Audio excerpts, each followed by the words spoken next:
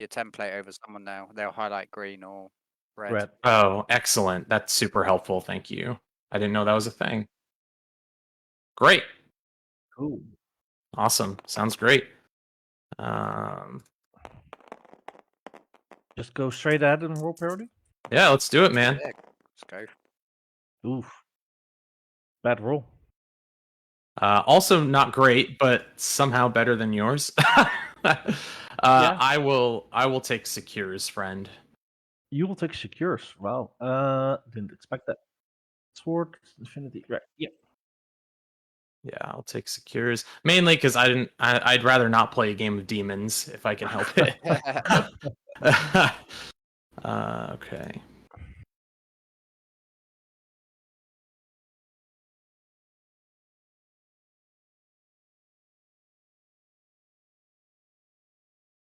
Sounds great, man. Thanks for streaming. Cheers.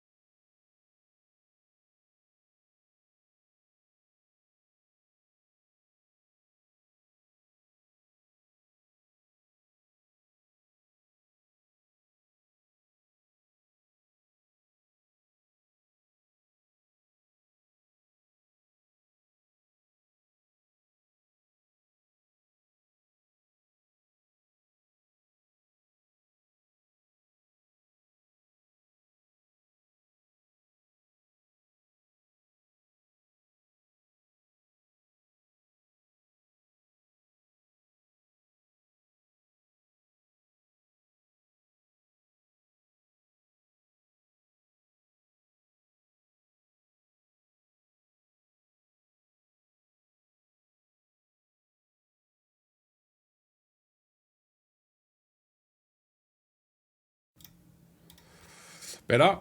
Yeah, sorry about that. Every now and again when you do a stream, lads, log out and in, because Twitch is not cooperating today. It just changes some settings for fun.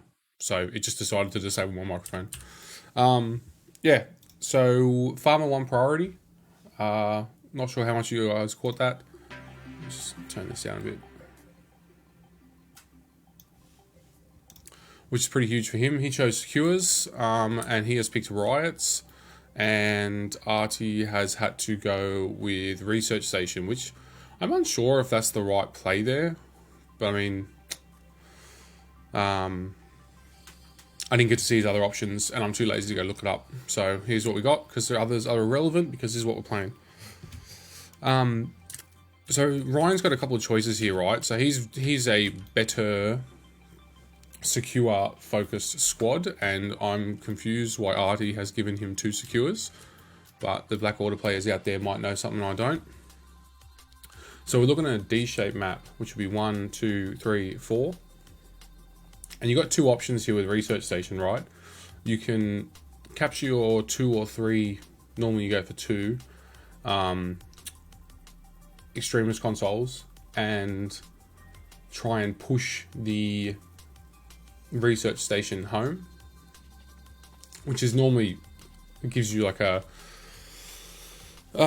room for error in case for some reason all your guys get days, which is a concern with Black Order, and you lose control of the Research Station. But the other argument is that you drag it into your, not into your in zone, but you drag it back towards your own home lines where you're strongest, and that way you can just hold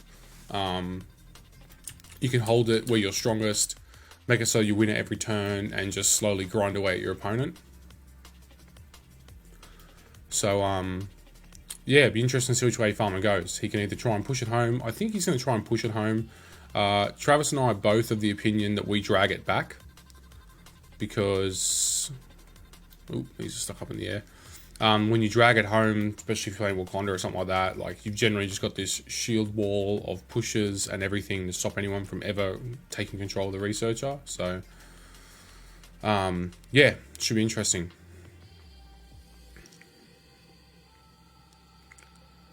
I think arts extracts are all odd or center based, so Farmer's Angel can steal with Prior. Well, you can't steal researcher, so that fixes that problem.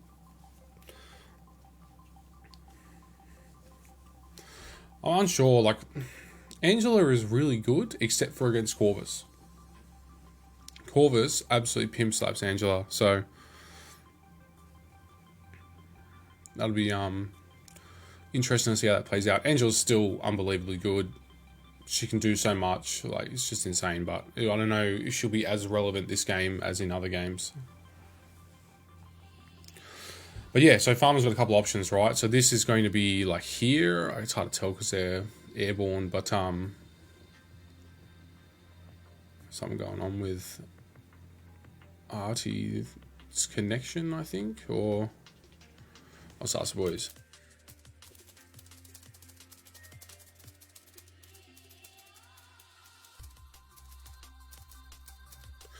I don't even know this spot, I don't care.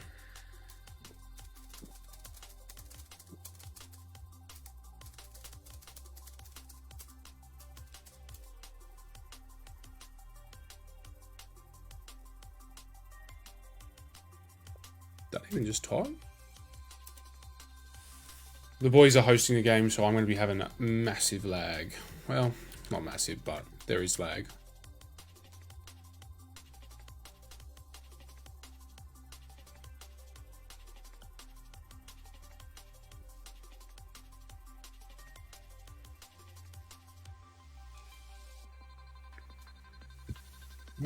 See if it works again.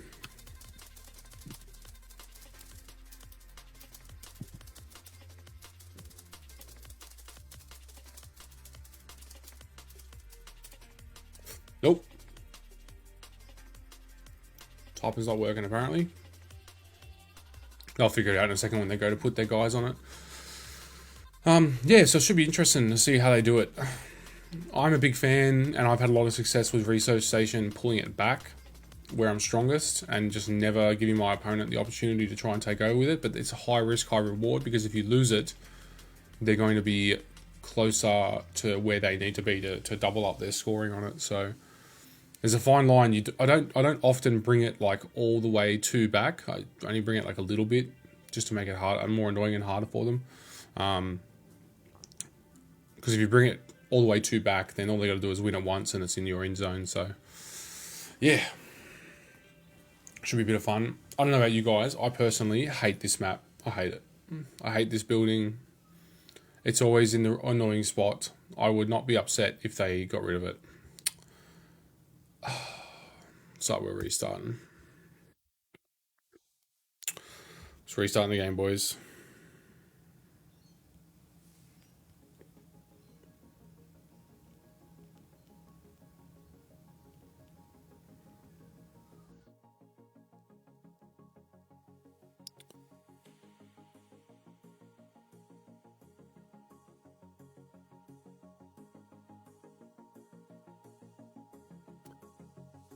If there's a few guys looking for the game, guys, the stupid spreadsheet that the whatever Illuminati got up didn't put both my Facebook and Twitch is not cooperating today. Every time we went to go live, it just said cannot go live to Twitch. So Twitch is having one of those days where sometimes just every second person can't go live, so it can be an absolute pain in the butt. So make sure you share out the Facebook to them. Changed host because of some lag. Okay.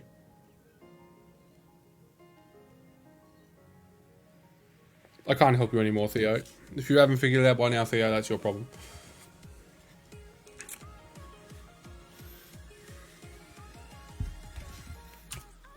just get the new details off Artie. Okay, cool. I better change this, so I'll put it on starting soon. No, who cares? Doesn't matter.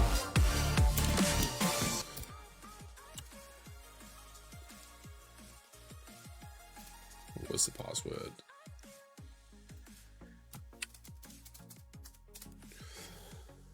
Marcus, Shane, thanks for the follow, boys. Getting close to 500 on Facebook now.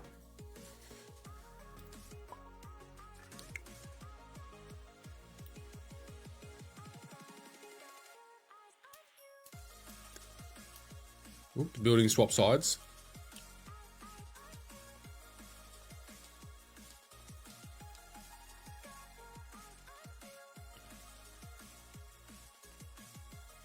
Should be interesting anyway. See which way they go. Black Order, to be honest, I hate Black Order. I don't like playing them. I don't like Corvus. Like, I probably actually could learn to like playing them because I've always been an attrition style player, but something about Corvus really just gets my back up. I don't like him as a character. And I don't like how hard he hits for no reason. And I don't like how he, like, it's just a non-fun experience for everybody when Corvus starts doing what he does. And you're trying to pretend like you're having fun, and it's good to go. Yeah, I'm talking about in general. Utility. Because Artie played Black Order the whole lead up to this. Fizz Cabal, whatever. Just MODOK. It's either Sin Cabal. I don't think it'll be Sin Cabal because we don't have any extracts he can steal. So we're probably looking at standard Cabal.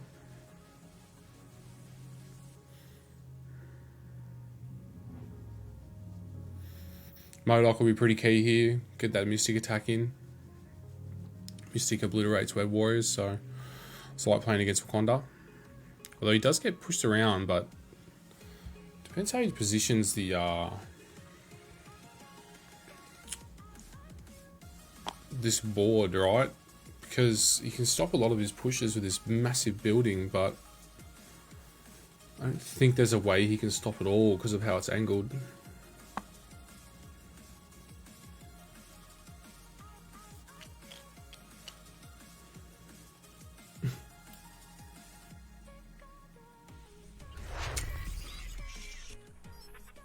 With Randy, thanks for the follow on Twitch, brother.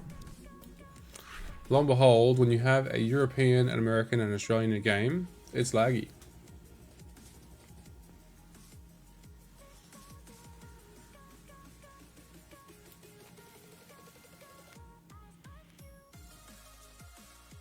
Just trying to sort out some technical issues. No, don't touch it, boys. Leave it there.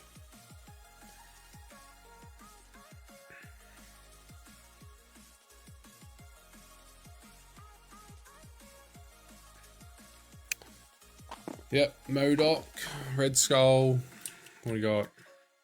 Bob, nice. Zemo, Domino, solid.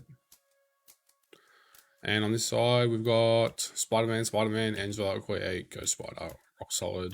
Gwen is very quickly moving up my ranks in her meta choices. She could go in every 10-man roster if she wanted to. I'm going to redo my tier list here soon that everybody got really upset about. But too bad. It's my YouTube channel. And there's like 20 more characters out from when I did it.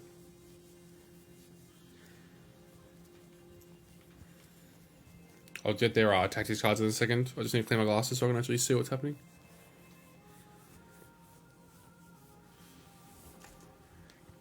Just come off the back of 4 night shifts, so I am tired.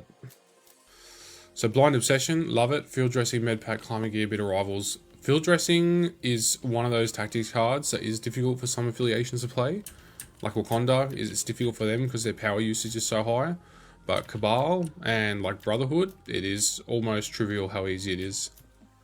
Brace for Impact, Bitter Rivals, all webbed up, Advanced R&D, Med Pack, solid. Brace will come into it for like a throw from MODOK.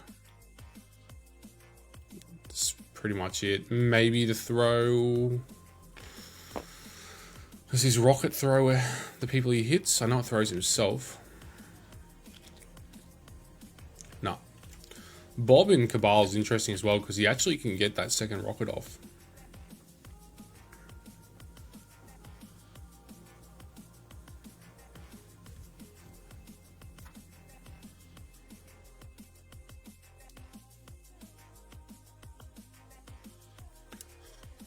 Bit of rivals on both sides. Bit of rivals I probably think should be a restricted card at some point. I would like to see that.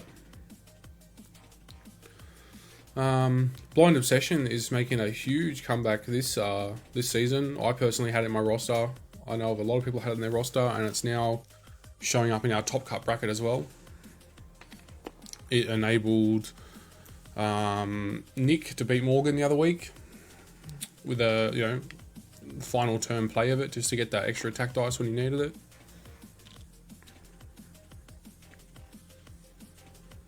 Oof, 501 followers, boys. Thank you very much.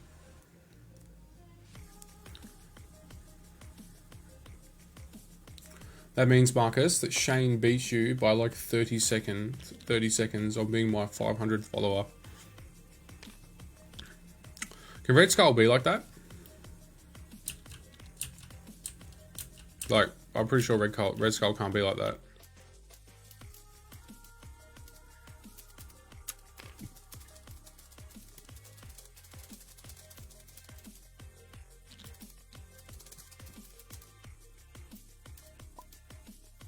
Ah, I see.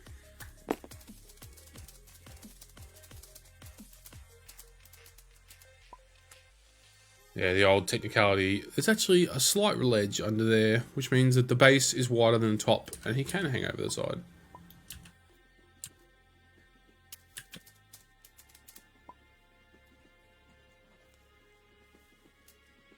Yet another reason to get rid of this building. So MODOK's going dead center, right? Like, there's no world where MODOK doesn't like go here, or like as far forward as possible up here or something. All Farmer has to do is win Research Station and 2 Extremists, and just do that for 4 turns, you win the game. Unless Artie can bring that Researcher into Farmer's end zone.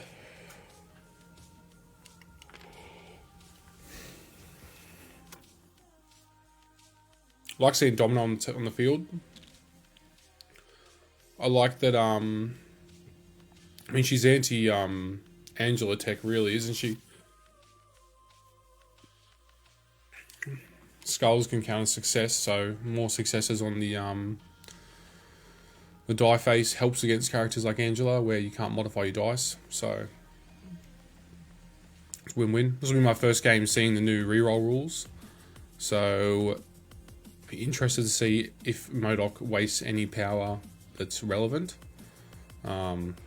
Still, like it's the reroll thing is really annoying for Wakanda, but like no one else.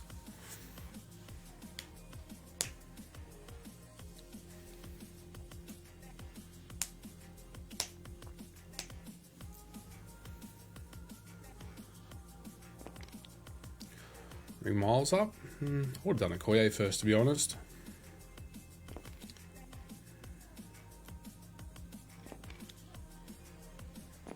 Farmer is on a strict time schedule. This game can only go for 2 hours from now, I think. Yep, he's got to record a different podcast in 2 hours, so it'll be a semi-quick game.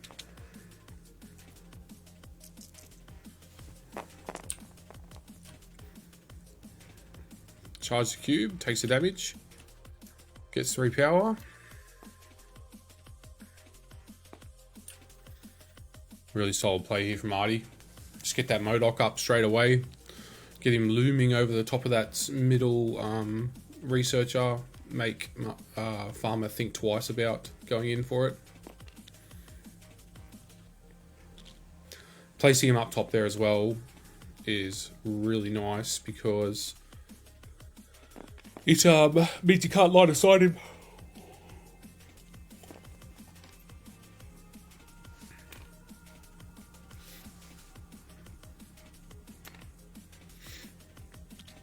Got a few boys and girls in the chat right now. What affiliations everyone playing for next season? You can't tell me you haven't thought about it already. Me personally, I am looking at Inhumans or Defenders. I really like Luke Cage and Iron Fist. I think they're two really well designed characters, and their tactic card that comes with them, rock solid.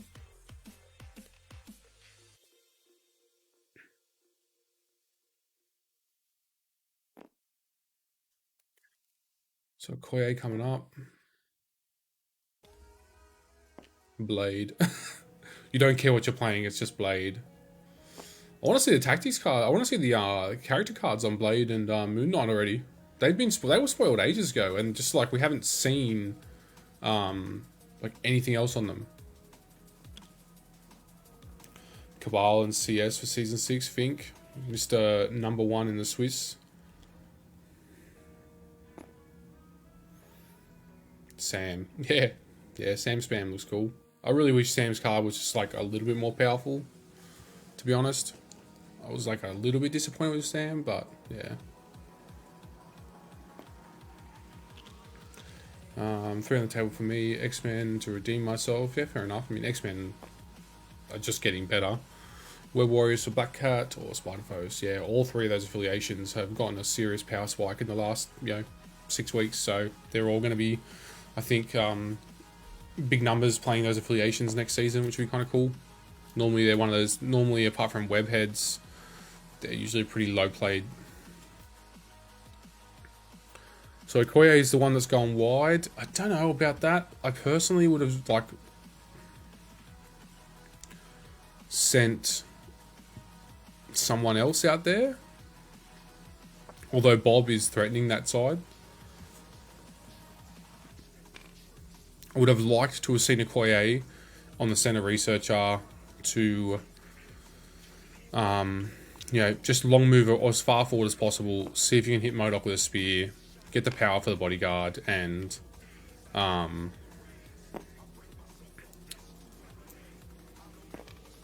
protect whoever else comes up. Get an extra Angela, get an extra Peter Parker, get an extra Ghost Spider.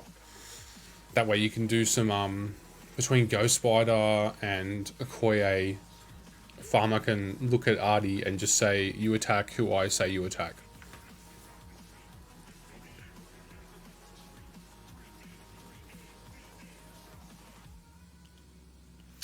%, big numbers or just moderate big numbers.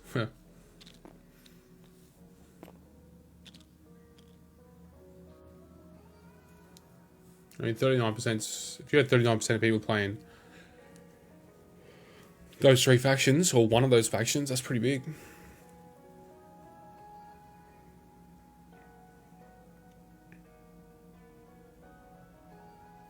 Adam, anything to fix my consistent loss rate? I brought Wakanda down. You and me both, brother. I've never been diced so hard in my life this season.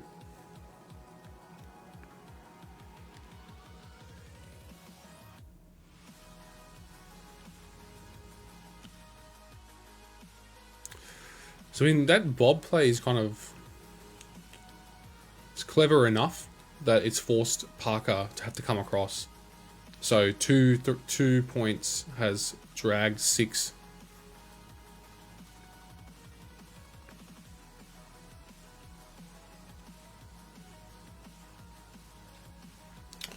I would rather see Parker long move and then impact webbing and just drag him off that point. I would much rather see that than see Parker double move across. Because if we see him just impact webbing and drag him off, then he can stay relative for the central objective. Yeah, I think that was about right, Theo.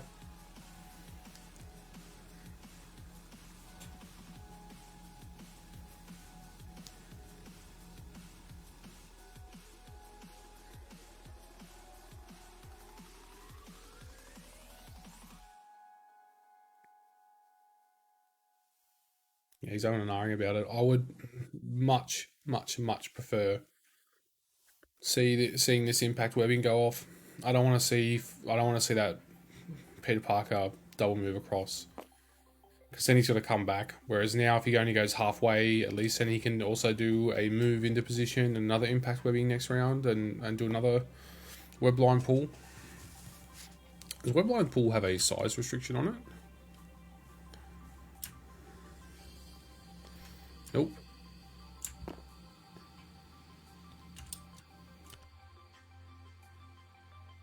Nope. Strong. Really strong. It's funny seeing that top extremist just being completely ignored.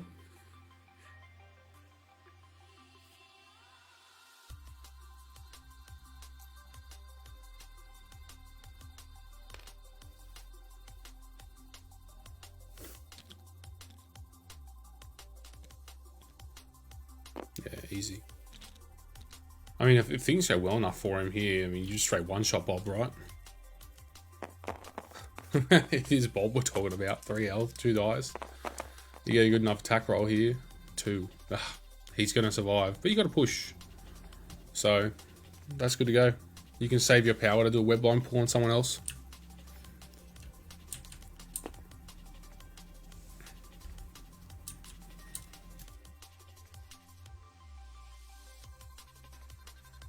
Brotherhood is strong right now.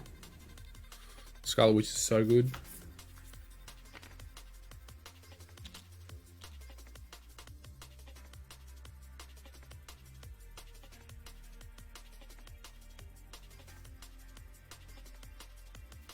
We don't bring Bob for his defense, right? Bring him in for the boomstick. That's pretty big, actually, because now Parker's powered up. Let's say MODOK moves up and Pimp slaps Parker for 1 more attack. Means Parker is set up for a taser webs into MODOK. Get that stun on him. And then you can start smashing into him without any worry of a big repercussion from a powered up MODOK. So, I don't mind that.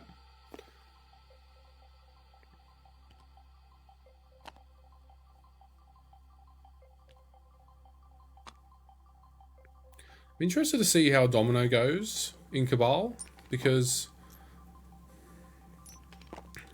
I would have preferred Mystique there personally. 1, because she stops defensive tech like Lifesaver, and 2, because Mystique will benefit from Dark Rain if he happened to take it, which he didn't, but yeah, Mystique benefits from Dark Rain, and Dark Rain on those rapid fire attacks is savage.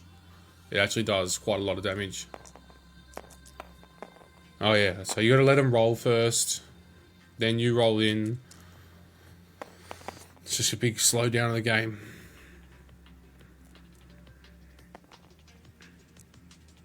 Web Warrior reroll. Currently, I think this might be Parker taking 5.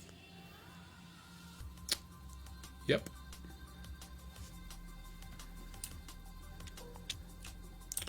You gotta love MODOK. Mystic.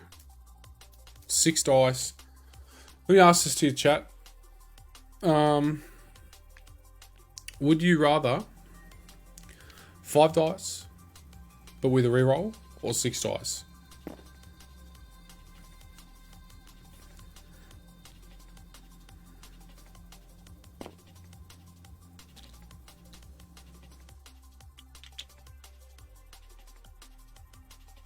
Yeah. Nice one, Theo. Nah, you're already dazed by the time you even said that.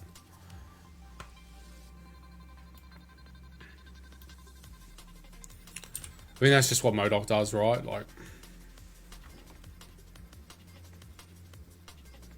that's why I find it's just so frustrating, right? Like, just this little move once, 6 dice attack, just removes characters from the game.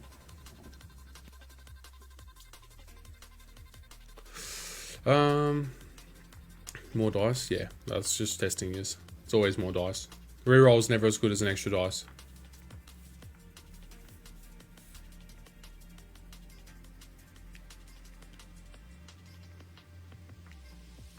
Anything with a 6 dice builder is automatically meta unless the rest of their kit is just so bad that it doesn't make up for it. And I think that's just always going to be Marvel. 6 dice builder, meta. Instantly. 6 dice with a reroll, nice on markers. That's always the best.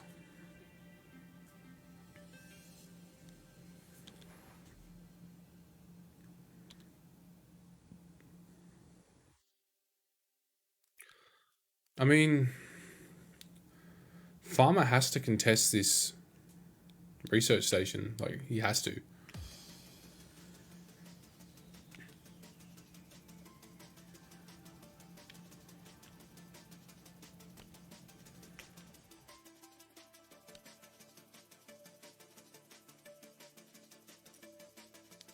Personally, he's going to have priority next turn.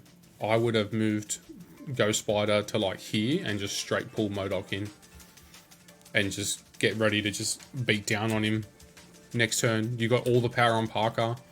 All webbed up, bit of rivals, everything, kill MODOK.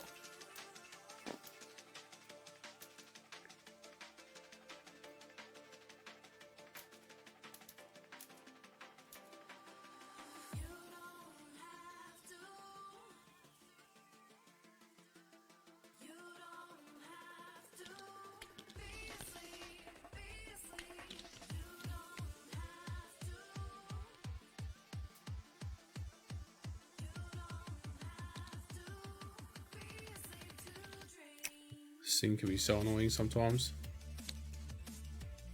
I mean, he can easily go in that direction. Yeah, I like that. I like that. Get him out of one. Get him set. Get him in the circle. Smash him next round. Just put everything onto him. Because I guarantee you that Artie will send somebody else up to stand on that research station. They become the bitter rival target. Use Peter Parker, bitter rivals, Peter Parker, all webbed up. Bring in someone else to do all the damage.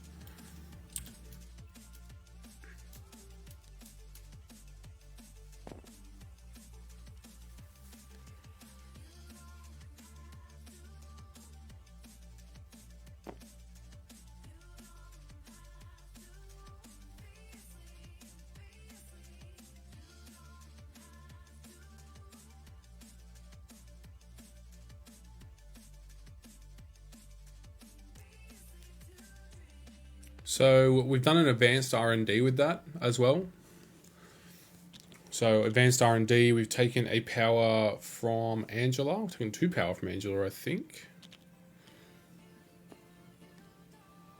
She should start with 2. So taking 2 power from Angela, 1 to Ghost Spider and 1 to... I don't know. Farmer showing off why he is good at Web Warriors here. A lot of people would have just moved on there. But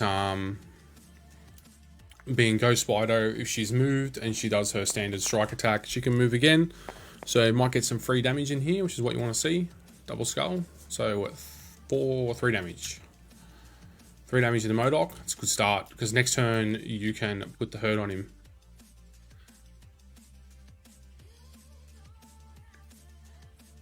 That's really nice. It's just a damn shame that potentially it's Ghost Spider has to go into harm's way, because of all the characters on his side of the board, she is definitely his defensively weakest. So we got Domino and Zemo left to activate. Domino's just down there.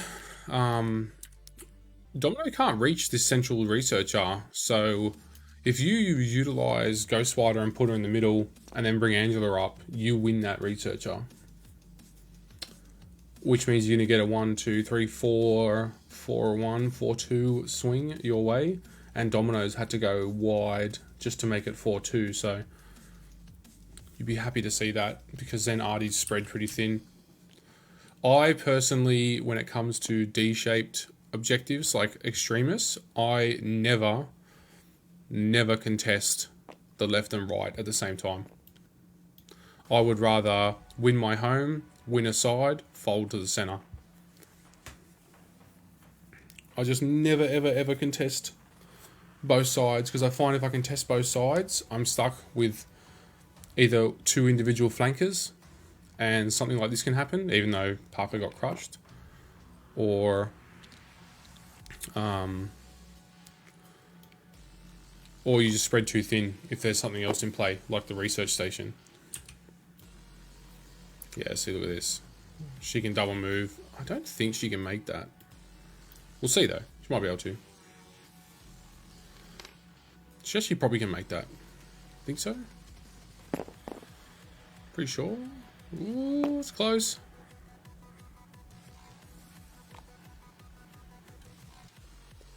That's close.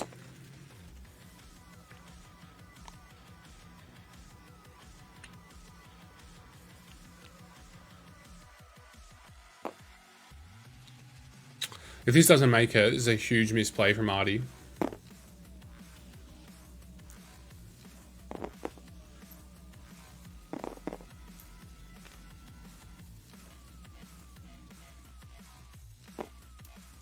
I don't think that's in. Oh man, by a millimeter. That is some lucky placement because you definitely didn't pre-measure that. It just happened to work out. But still, now Angela gets to do a long move and smash Domino for free.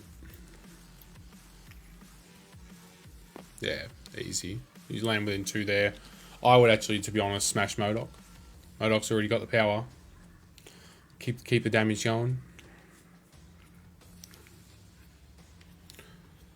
You don't want to give too much power out to any other character because then he can utilize that on one of these from someone else.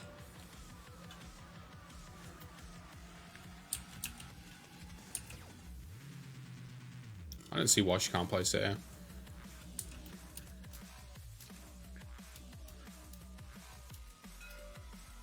Yeah.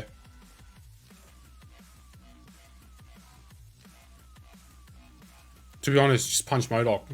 Just punch MODOK and teleport off him. It doesn't matter.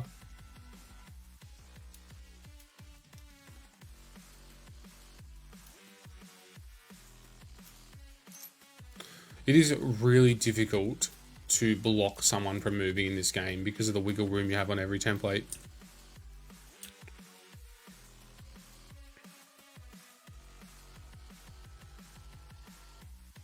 Yeah, I personally would be doing that. I would have done that on the Domino turn, to be honest.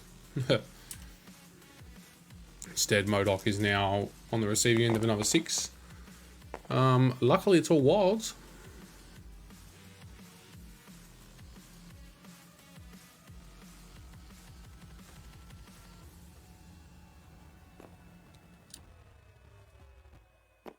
Free teleport, though.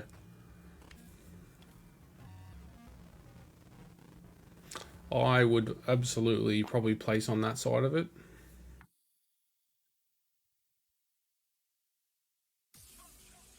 That's a good point, Theo. Put Angel in a position with the living ribbons to stop anyone from moving over her. This is one of those little benefits of her defensive tech that a lot of people forget about. Enemy characters cannot reroll or change attack dice when targeting this character. While an enemy character is advancing or climbing, it cannot place a movement tool overlapping this character's base. So just put her in the most annoying position you can find and laugh all the way to the bank.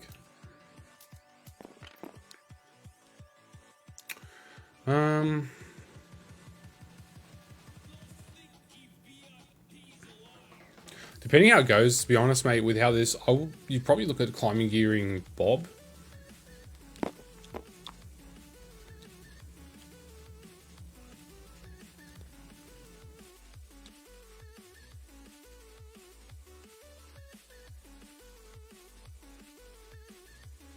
Climbing gear Bob back on. Block that victory point.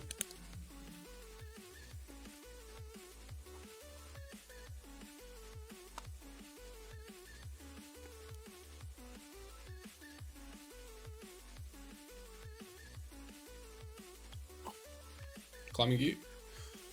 Who's doing it?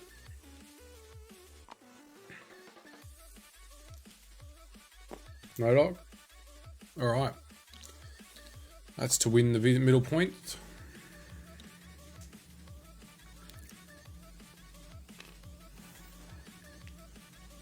So we are looking at a 2 to 3 turn 1.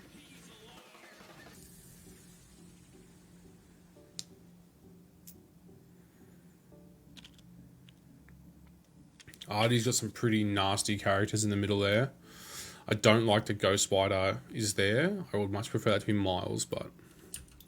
Or Okoye or someone else.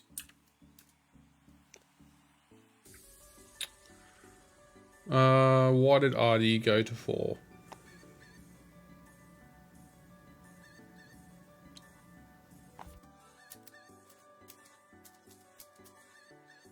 Thank you. They're all over it.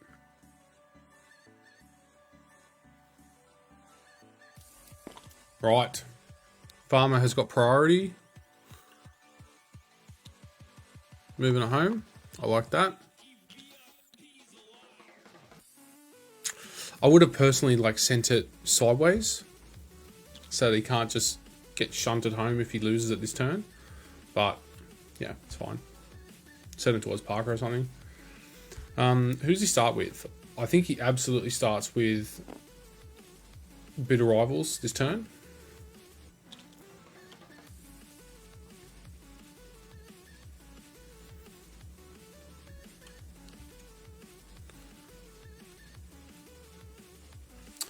Bitter Rivals Domino, I think.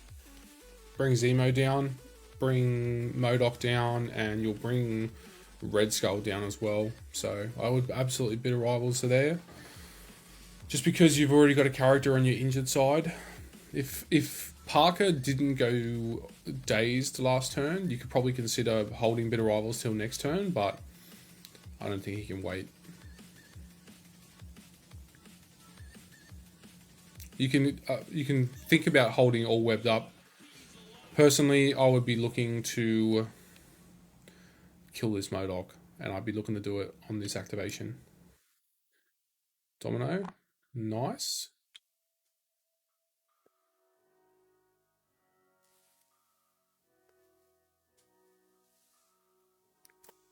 I will continually remind these boys about that because it is super easy to forget about it.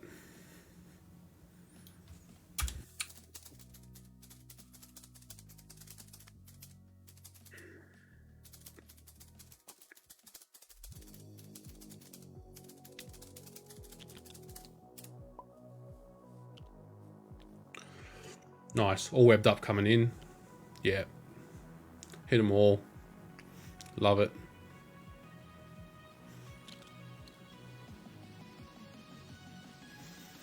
On Zemo. Why?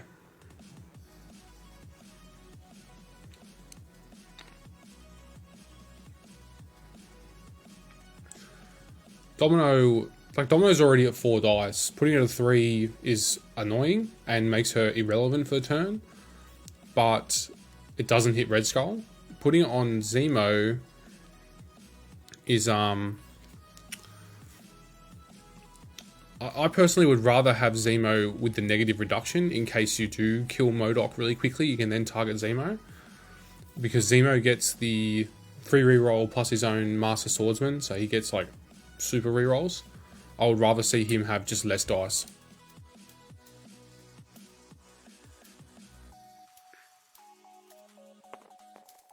Right. I think we're about to start off here. Into MODOK. No idea who's activating, but let's have a look. It's 8 dice. Yeah, no clue. 3 from 8, that is very below average, but it is a 1 defense MODOK, so...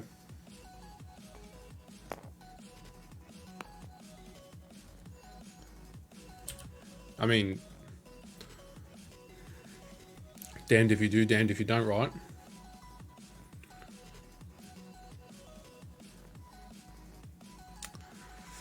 Oof. Who is doing this activation? I would love to know. Ghost Spider Spender, cheers. That has a throw on it. Does it throw any size? So it's 3 or less. Nope. I would absolutely double tap him again with my standard attack, which should be his 9 dice. Yeah. So standard attack. 9 dice. Let's see how we go. Needs to be big. That is going to be 1 shy of Daisy Modok.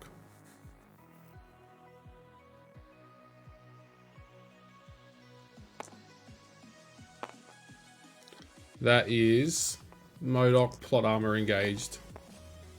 Yep, that 1 single reroll from Modok last turn.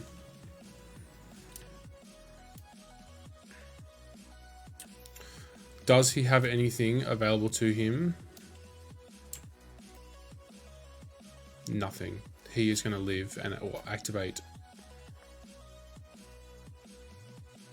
That is disheartening.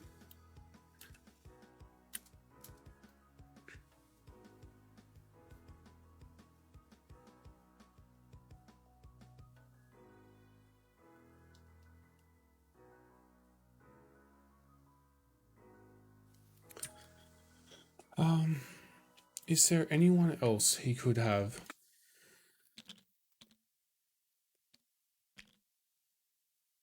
Yeah, I would absolutely webline push this Modok because you can push through yourself. So I'd push him out of position so that he has to think about either being teleported back or moving back. So nice little play there from Farmer. I don't know if there's anyone he really could have like done better there. Like there's no one that really gets as many dice as Ghost Spider.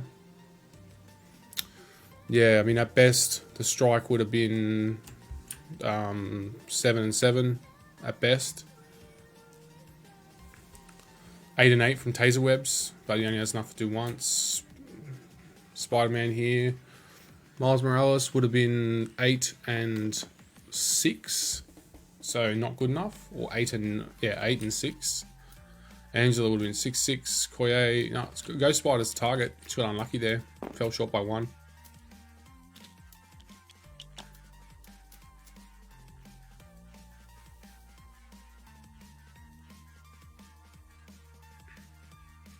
Still in range a bit of rivals. Love to see it. Out of range of Zemo as well. Also love to see that.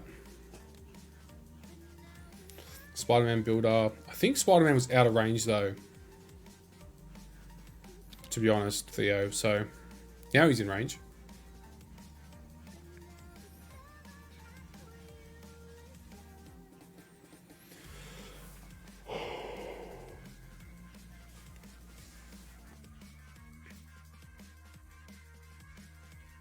Yeah, the throw would have been really nice. Just need to get something through. Just 1 more damage. I mean, 6 into Modok is nothing to put your nose up at. But I mean, a 1 defense character taking 8 dice, was it? 8 dice and 9 dice with 1 defense. I personally would have expected to do all 10 in that turn.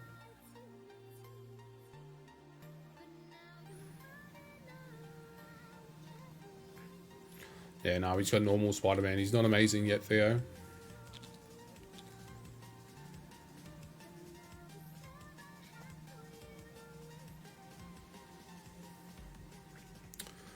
So Minardi has no healing cards except for field dressing. So I personally would be activating Modok this turn. Assuming he's going to daze right now and get him in position to receive a field dressing. Which for Cabal is basically trivial for them to do it.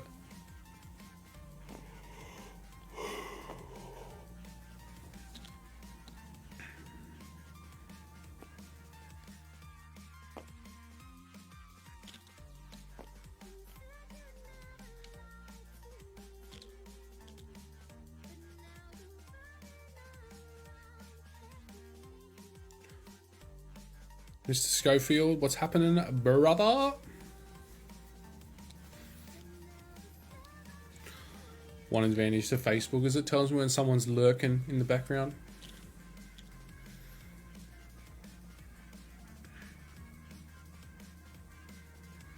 Quit your job, Grant. We'll play some Call of Duty later. We'll go to a tournament.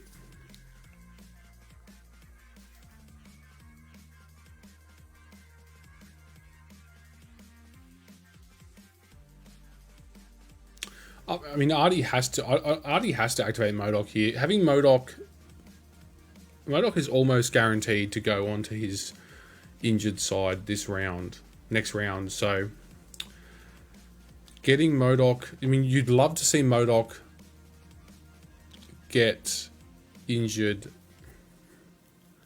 like get dazed without getting to attack. You'd love to see that.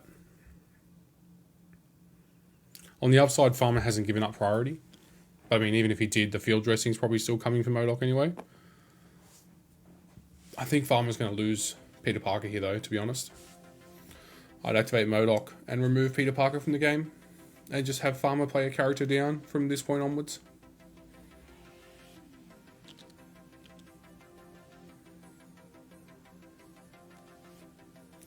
Race for impact. Very nice.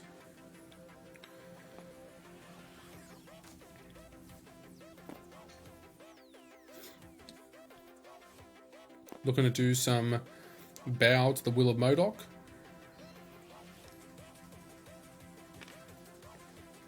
Because why not? I would do an attack at this point. I would spend some power, do an attack, redo it, and then do another advance. Because bow to the will of MODOK, yeah. You can just do it whenever, as many times as you want, as long as it's not to the same character twice. So I would probably do an attack at that point. Put my power back up and then do some more bows.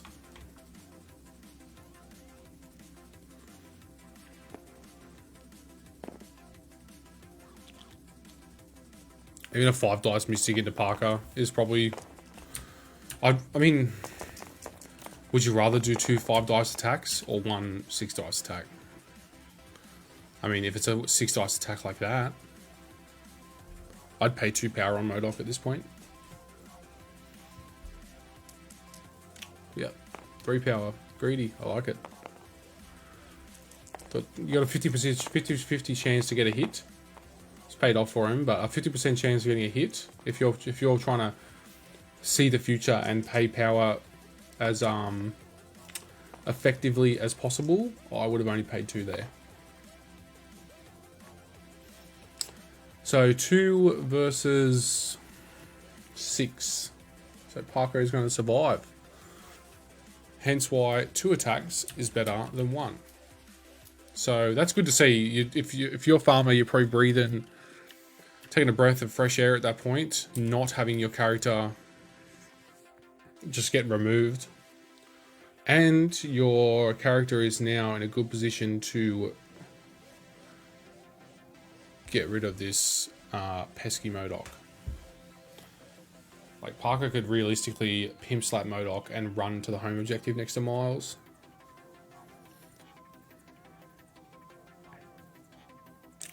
Yeah, you haven't missed much, Anthony.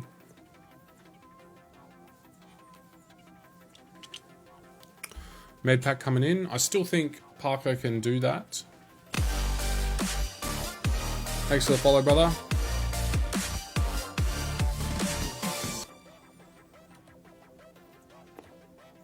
Yeah, Bob is legit in Cabal. Cabal really, not that they needed it because they have so many people in affiliation anyway, but Cabal really needed a 2-pointer because they often take MODOK. So bringing in a core of Red Skull, MODOK, Bob, bringing them in at 11 is really nice for them instead of having to always be 12, because 12 is kind of annoying to build around when you start looking at 14 threat and 15 threat. You're making a lot of trade-offs to bring in that MODOK, whereas now, you just get the best of both worlds.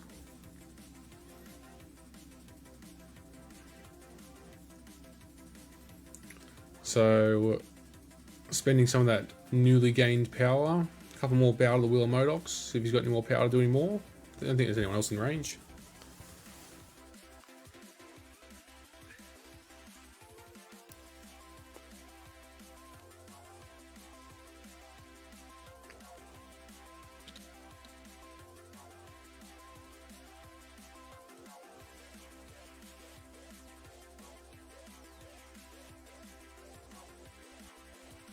Just got to do Parker.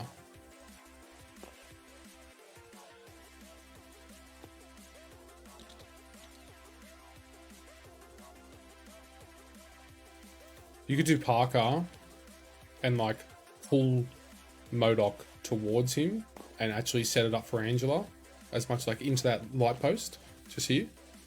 You put MODOK right there, set up Angela for next turn, and also Parker will probably get a free attack and then could run away as well. That'd be a good play. You could even move Parker long move towards this lower extremist console and potentially get within 2 of Okoye so that you're safe for a attack at least. That'd be a good play, I think. I think that's the play I'll be looking at.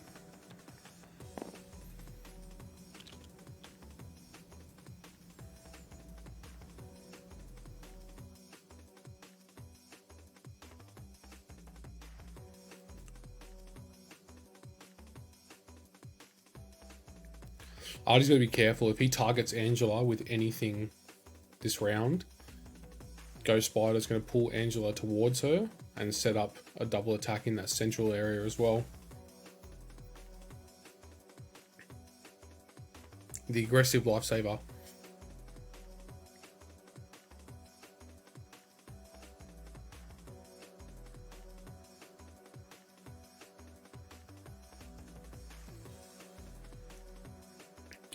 I think the Peter Parker activation is the one he wants here. Webline pull. It is webline pull, isn't it?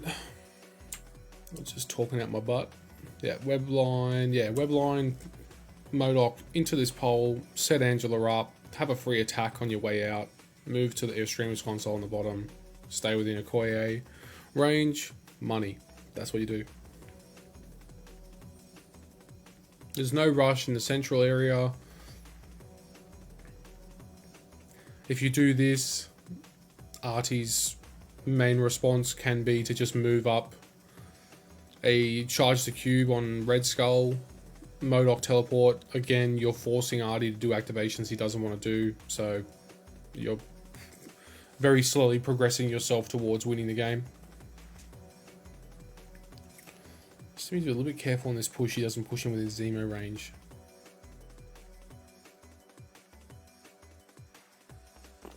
That is correct, Simon.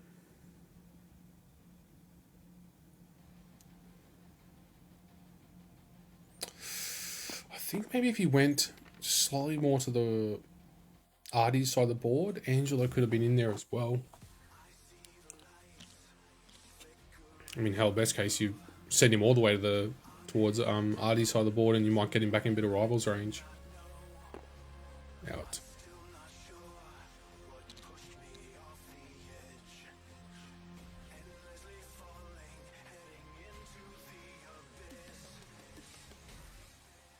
Like, Parker's not your damage dealer here. So...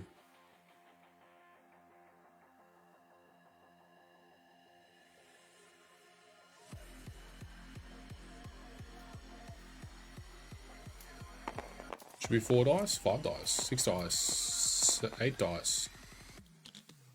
So we're doing taser webs, I think. Getting that stun onto MODOK right now would be really nice. That is a really good defense. That's a really good defense roll.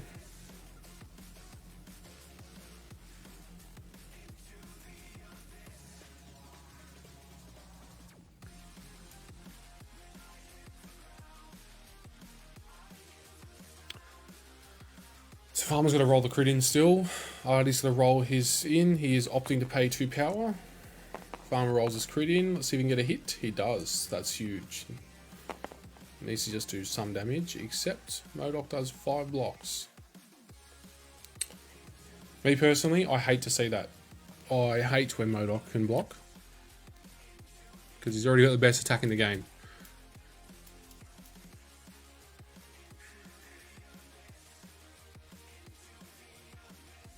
Does he need to do damage for that? Or does it just happen? Deals 1 damage. He literally needs to do 1 damage there, and he gets a stun on MODOK.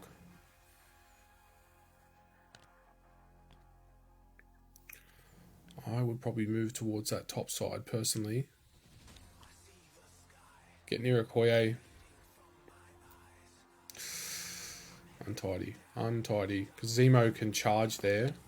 Stay within 1 of the research station and probably still get an attack on that Peter Parker.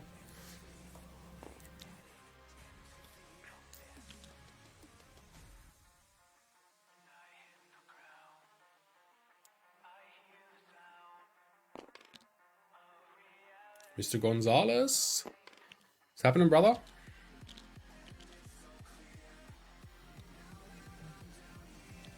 How do you think Farmer's going, Stephen? I think he's behind. Definitely feels like he's behind, my gut says, but he can claw this back if he just makes some really... Gets either a couple big dice rolls going his way, or I think if he can make some really sound tactical choices coming up, I think he'd be right. Personally, would have liked to see that Peter Parker go down near Okoye. That way you're going to get at least one more turn of Peter Parker.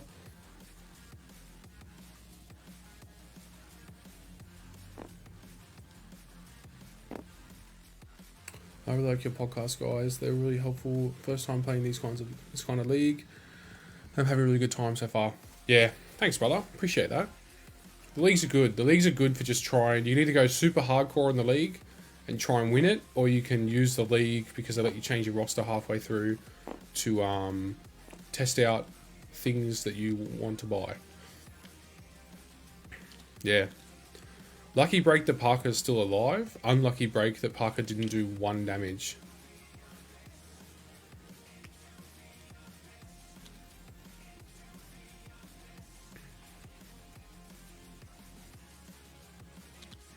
I mean, here's this Zemo charge I was talking about.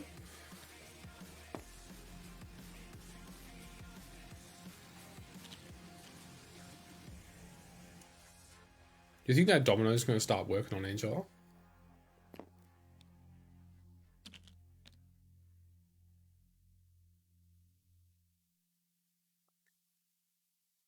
Artie needs to be careful where he activates this Bob as well, because that's basically a free attack for Angela.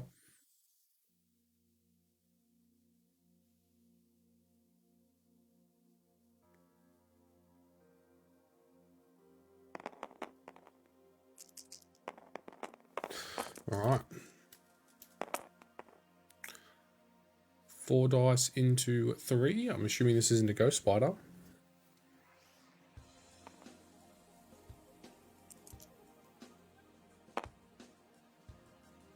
One block, Zemo reroll coming in. Fail. And the Miles leadership rerolls fail as well. Yeah, agreed, Stephen. I don't like some of his positioning this turn, this game so far. Just a little bit untidy.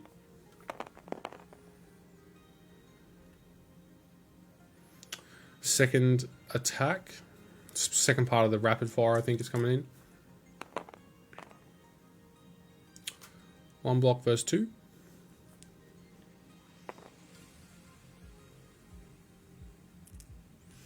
Rolling the crit in, then we'll see a Zemo. We should see a Zemo reroll next, and then a Web Warrior reroll. Oh, the old 1 click. Double block. Huge. Blocks both.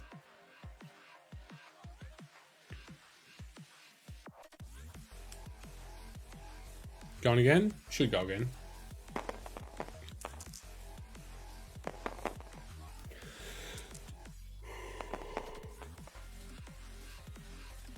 Four blanks. This is big. If he doesn't get a good reroll here, there is no second attack. Nope.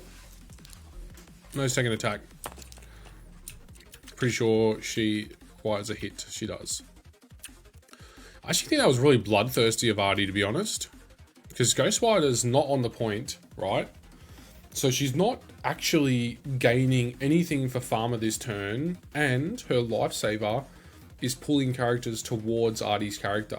So I don't think he should have been attacking Ghost Spider there personally. I thought that was a bit of a... And especially attacking her twice when you could have just moved Domino to contest the research station. So a little bit untidy there. Expect to see a little bit better from both of these guys being top 16, but we'll see how we go.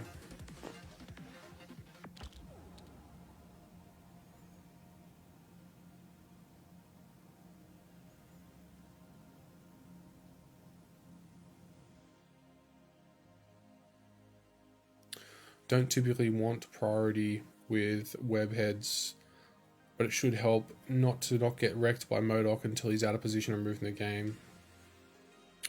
Agreed. I think Farmer has committed to killing MODOK here. Albeit he's out of power. MODOK's out of power now, so if you ever want to like change targets off, if you commit to MODOK to kill him and your initial try fails, if MODOK's response is to empty himself of power, if you want to, it's okay to change targets from that point. Like he could pivot to Zemo here, where Bitter Rivals is, and try that. That's okay, because there's two characters sitting there. One of them's Bitter Rivaled, so Angela's got a really good try at getting her Angelic Assassin off, and Angela could potentially, on a good turn, can daze both Domino and Zemo. That would be good. It would flip priority, but again, MODOK's completely tapped out. So if you're going to flip priority, MODOK's activation, even though it's a double Mystic attack, is not pumped up by rerolls. So if you're going to ever have a chance of pivoting, this is the time.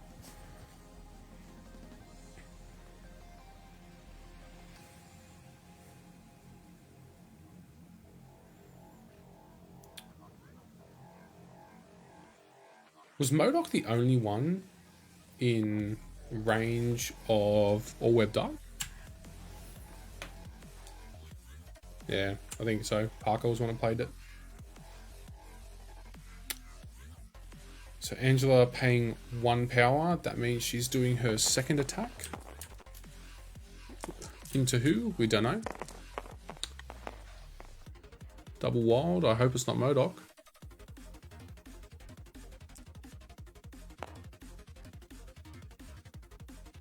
It's into Zemo with a reroll like that. Oh my god. Farmer cannot catch a break right now. No hit on that means no pursuit. Which means he doesn't get to advance small. Which means he doesn't get to get in there and do his range 2 attack. Farmer just needs to catch a break at this point.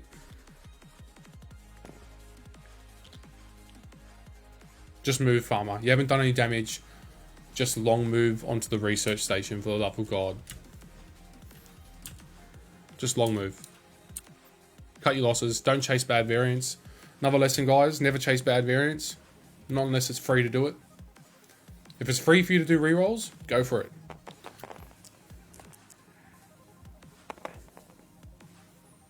Because if he parks that Angela on that research station, like, he's got Zemo, Bob, and Red Skull. None of them have repositions, so that Angela is staying there.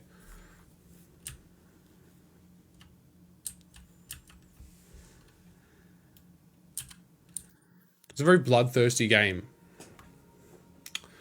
I think they could be making some slightly better decisions based on how their initial attacks have been going. I probably would be just writing it off and walking on. Especially since it's Angela. You park her right there. You can't go over her. You just make it more annoying for his characters to have to go around you. And it also stops Red Skull from potentially moving forward and having a go.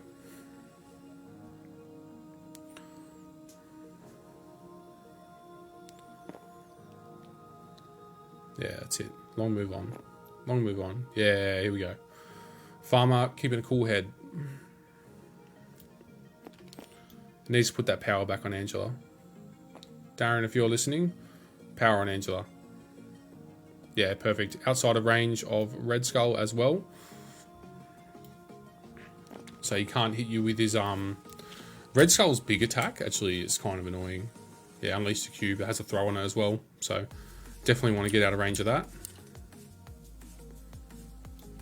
Yeah, just commentating, Tim.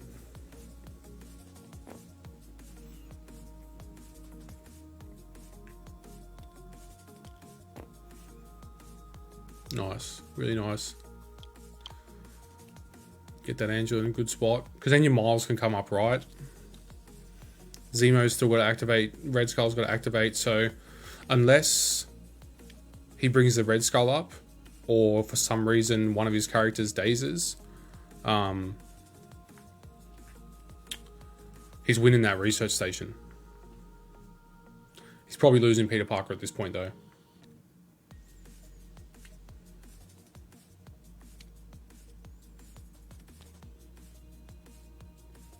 And this is what I'm talking about. That Domino second attack, after doing a single point of damage to Ghost Spider, didn't need to occur. When she could have just walked onto the objective. I'm pretty sure Farmer rolled in a crit as well against Domino, and I'm pretty sure Domino stops that. I mean, I think his crit was a fail anyway. Like, I think it was a hit when he was trying to defend. But yeah, things tend to go my way when this character is attacking or defending. Enemy characters do not roll additional dice for crit results in their attack or defense rolls.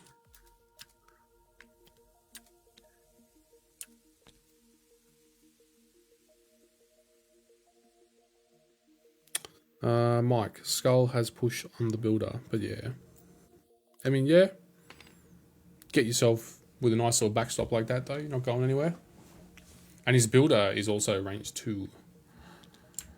Which means Skull has to then leave his evac, the point at the back. Which is conceding more victory points. For which, I mean, Artie's currently getting 1. Can Peter Parker survive this? This is the move I didn't like. Peter Parker should have gone towards Okoye.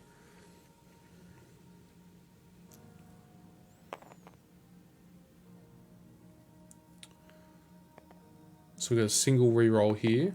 If this is a reroll into a hit, Parker's dead. Oh, plot armor. Well, at least it's gone both ways, right? MODOK getting 5 blocks. Peter Parker just surviving.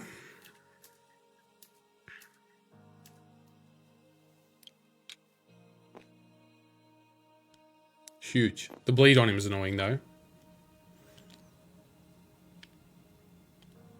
Yeah, he's outside of Bitter Rivals range.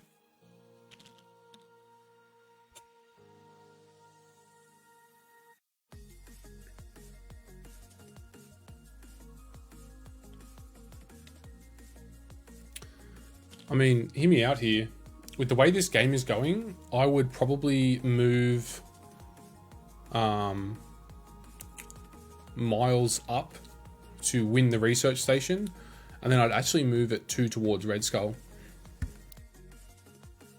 I think Artie's committed to the front, is committed past the research station at this point, and this would be the perfect time to pivot it, because he's already got Angela and Ghost Spider up there. So if you can move your...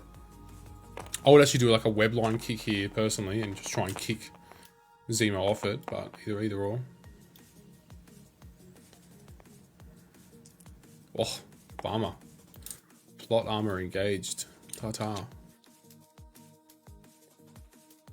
Yeah, so a nice little, I think, a web swing into a kick from Miles here to kick this Zemo off this objective and put yourself in position to cap the central research station and top it off with a second kick either into Zemo into Irrelevance or kick Domino.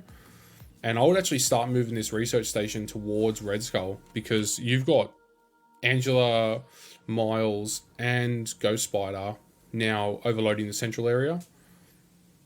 He's going to have priority, which is huge. Unless something weird happens here, he's going to have priority, which means he can have another go at MODOK and killing MODOK before he activates, and you just bring that research station home. That's probably what I'd be doing.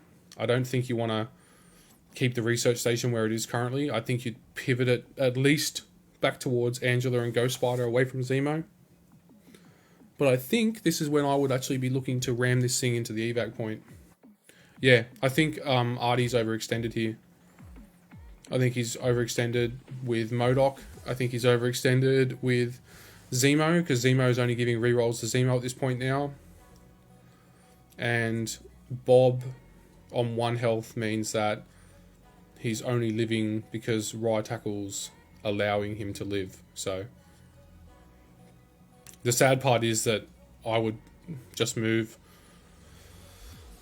I'd actually just move Okoye up to the extremist point there, and I'd just shoot MODOK. I would not touch that Bob in case I gave away priority.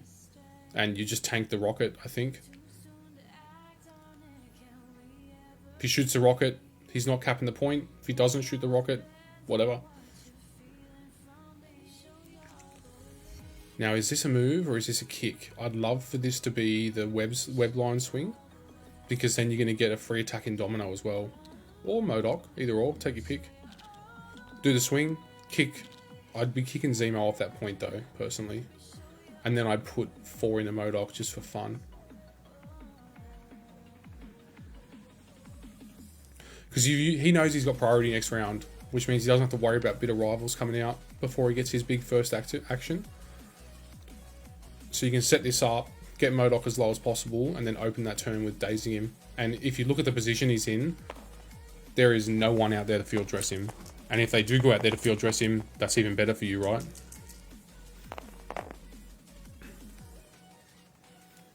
Yep, that's going to kick. It's in the Zemo. It looks like he's kicking him first. Did he move him? He did move him, cool. Yeah, mad. I saw him move and then put him back, so... Couple of free damage going into Zemo. Looks like 1, 2, 3 versus 1 block, so 2 plus a kick. Just kick him into irrelevance. Get him out. I'd kick him down here. Just get him away. Farmer is clawing this back. Some clever play at the back end of this turn. Let's see if he picks up on the research station though. Because if he picks up on that, then we got Artie in trouble.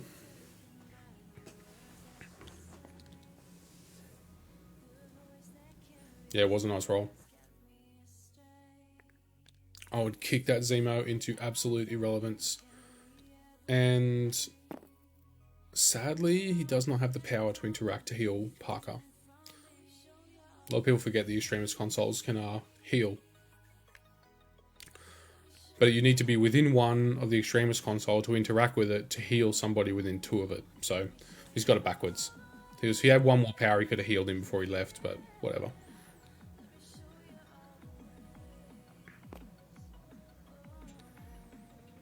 Personally, I'd be torching that farmer into the, I'd be torching that Parker into the ground.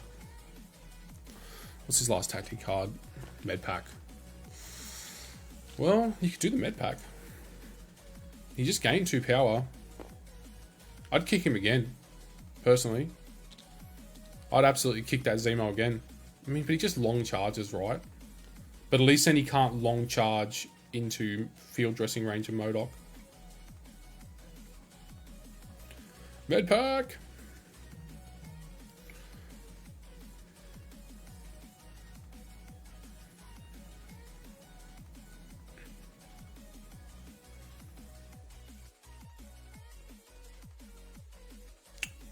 I don't know, it's a tough call. You don't really want to heal Parker for 3 because he's already looking pretty rough. But, I mean, having him on 1 means that he's on borrowed time. At least if he goes down to 1 damage on his injured side, he's looking pretty decent to at least potentially survive a single attack. And you have to put 2 attacks into him. Kicking again. We just want to see a wild here. If he gets a wild here, it's huge. Got a crit. We're just wild hunting at this point. Oh, unlucky.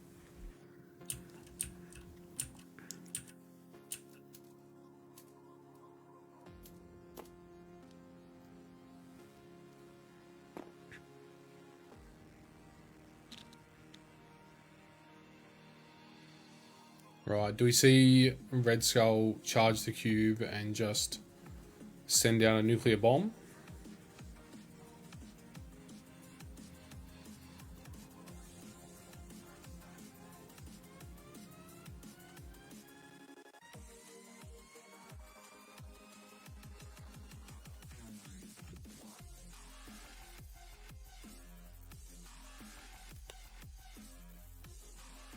I think I liked that kick into Zemo over Modok. Modok would have been nice because he's still got the slow on him, so the all webbed up is still in place. So it would have been 6 dice, but I mean, realistically, it would have been like 2 damage at best.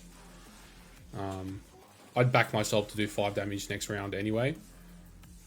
An extra kick into Zemo there would have been super annoying for Artie, because if he got the wild off, kick him into irrelevance means that his charge does not get him in range to field dressing Modok next turn, so you control Zemo into doing a double attack.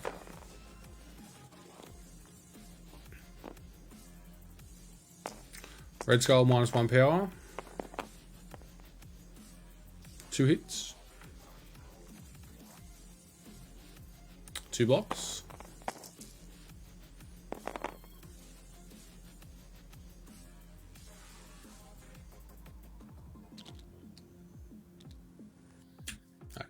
What's going on?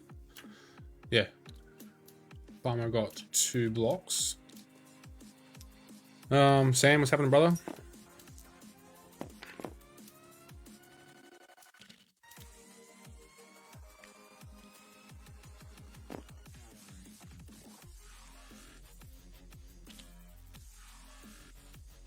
Teleporting Domino onto the point. I don't think it matters though. Unless you're going to try and double move Bob over, which I don't think Bob can make that. So I mean, that just seems like he's fixing earlier mistakes.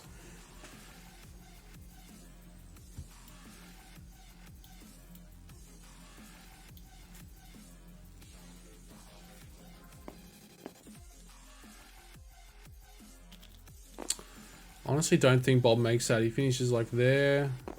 Maybe. He might make it. I don't think he makes it, but he might make it.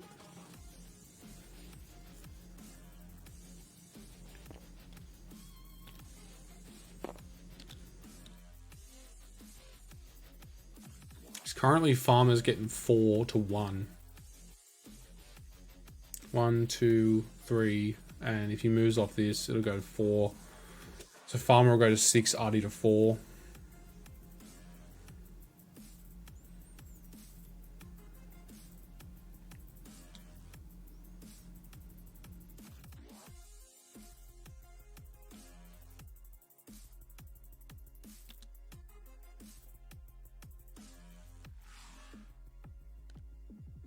So this is Farmer measuring this, by the way, guys. This is not Artie.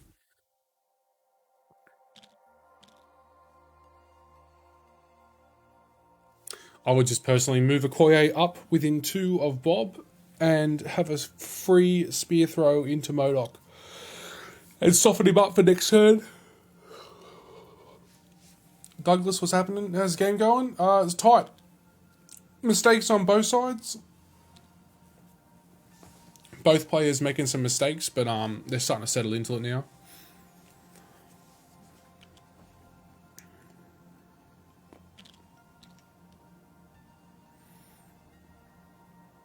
The important bit here is finishing within 2 of Bob. You would hate to be outside of 2 of Bob.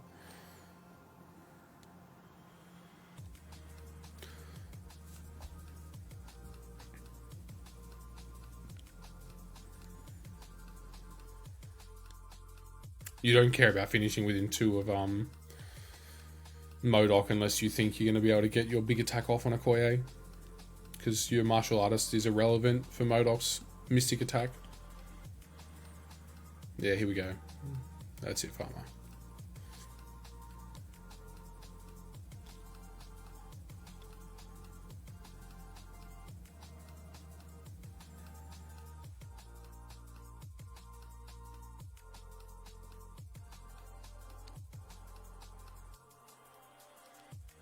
Yeah, Bob still has a missile.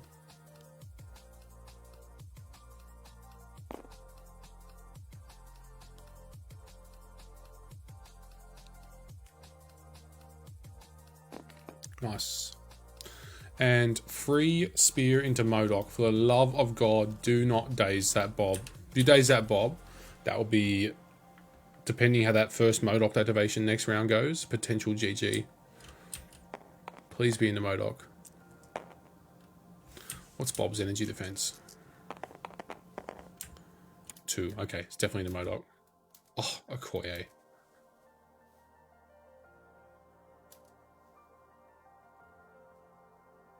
MODOK's tapped out, so do your Okoye reroll.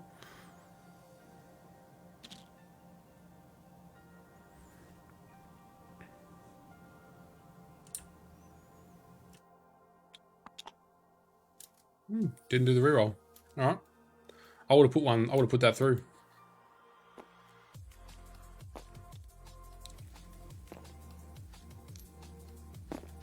Viper's awesome, Douglas. She's really good in Avengers. She gives Avengers like Angela style extract plays.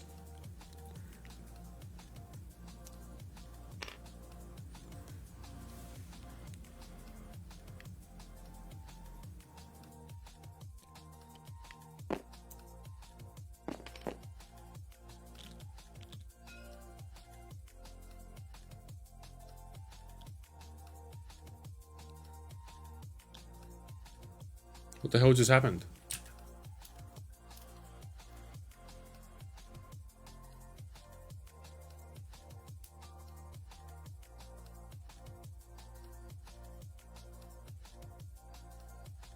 Hydro tactics. Cool, okay. Assuming that's what happened. Move of Modok. Hydro tactic off of Modok. Second move.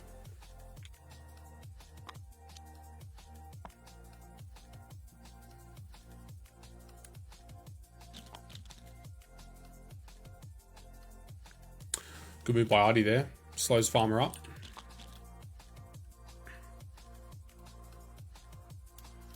But Farmer has got priority. He's in a good spot. He's got some good attacks lined up on Modok.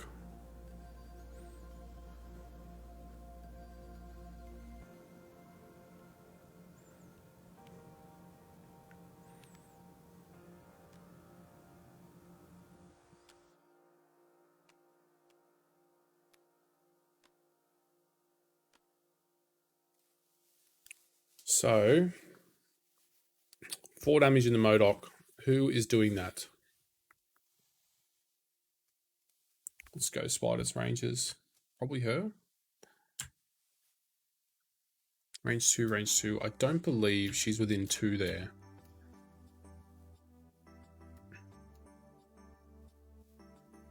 He also healed 1 wound off of Zemo as well.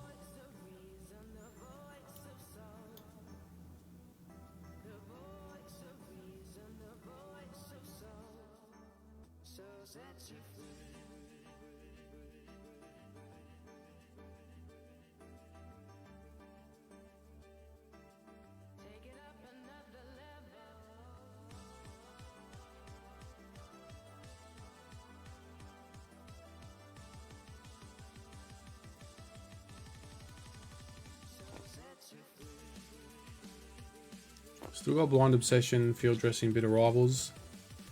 Still got Med Pack.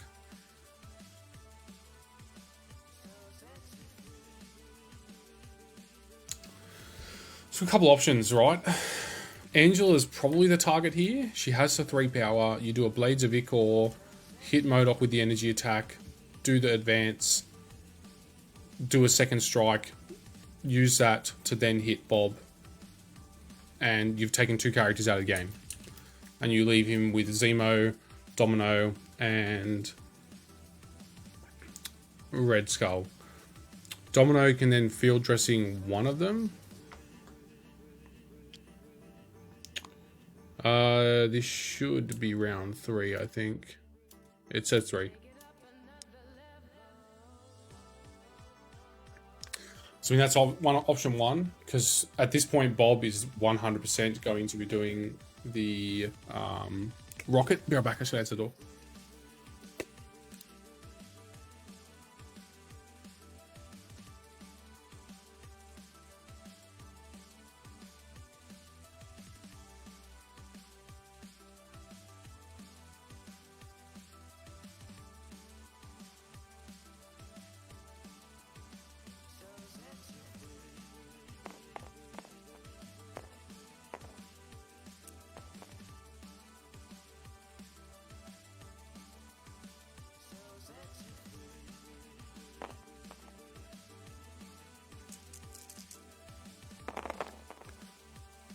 Right, what have we missed?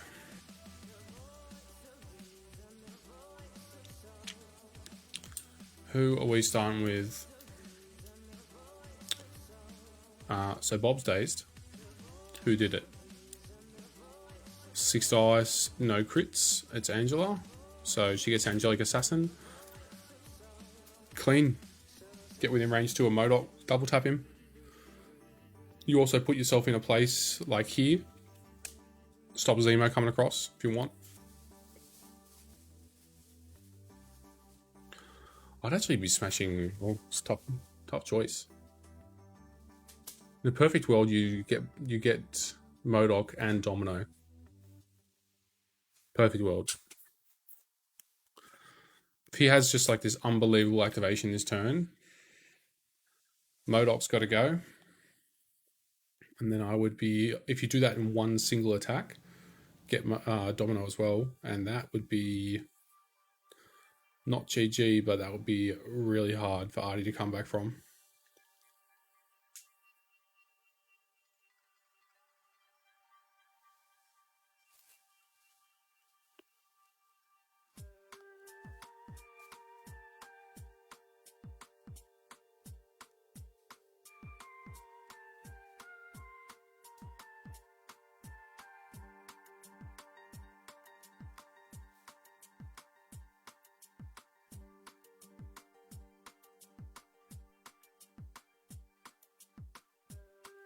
Still deciding.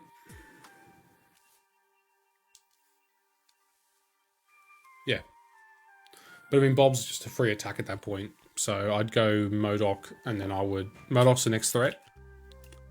And then I'd go Domino. Because if you go Domino now, you know, Domino's the person who's going to be field dressing, but you haven't dazed MODOK, so what's the point? So it's got to be MODOK then Domino.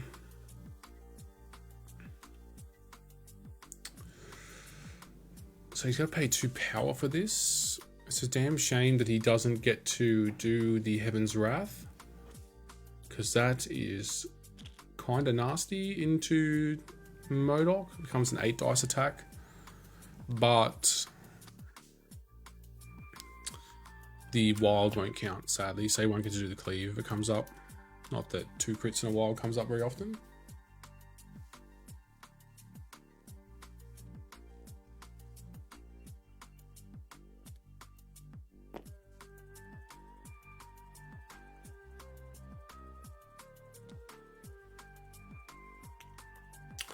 We also have 2 teleports on the stack here.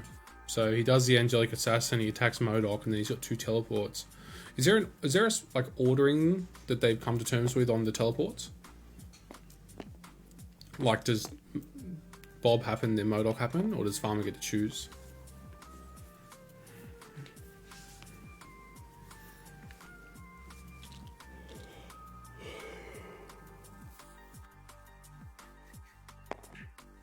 Here we go.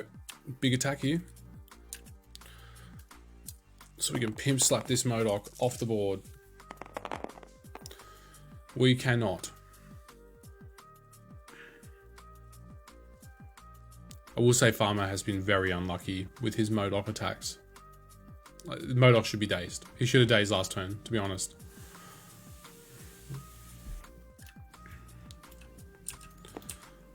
I'd absolutely do Angela again at this point.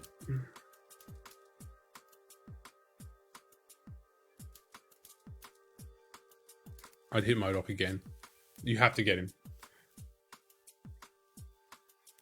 Because the longer that you don't get MODOK, the longer that field dressing hangs around, the more degenerate that field dressing becomes. Because field dressing is like Wakanda Forever and cards like that, where the longer you don't force your opponent to do them, the more powerful it becomes. Same as Brace for Impact.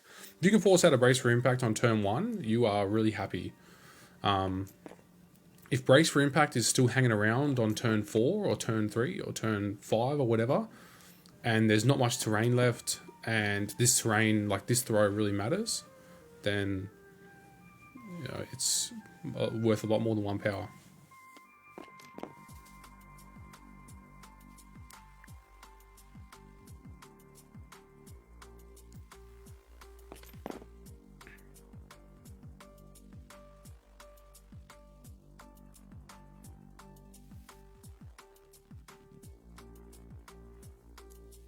Who's tankier at this point, my fellow nerds? Or what has a higher chance of happening? 4 damage into MODOK with 2 defense and wilds don't count? Or 5 damage into Domino where everything counts but crits don't explode.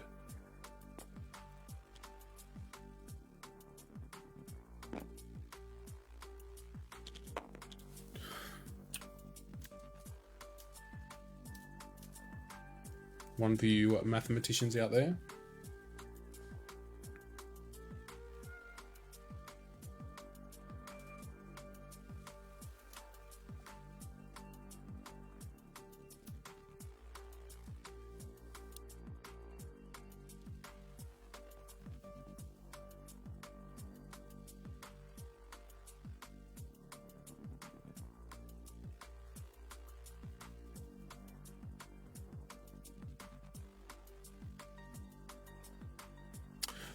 No, I'm not asking who you take the shot at. I'm just asking who's tankier. I mean, I take the shot at MODOK every day of the week.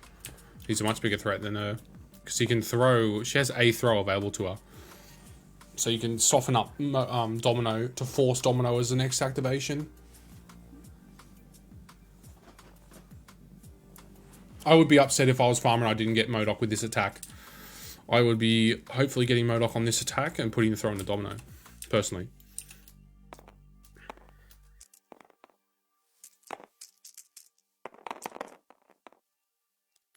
Four versus 1, so MODOK is alive again. He'll pay 2 power. I'd pay 2 power here.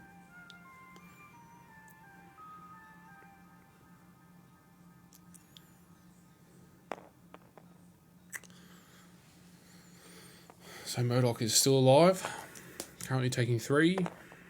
Taking 3. So just throw the car in him and be done with it. Sucks that you didn't get to throw the car in a Domino, but that's fine. Just yeet the car at him.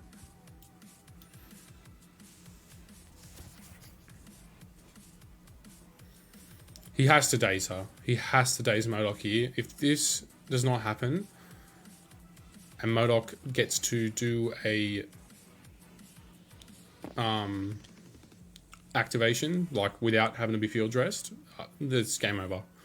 Because right now, Domino has to move across, and then she either does the field dressing immediately, at which point you have a chance to respond to killing MODOK, or he moves Domino over, holds the field dressing, and you utilize your Web Warrior superpowers to remove her from range 2. And that way, he's not getting field dressed.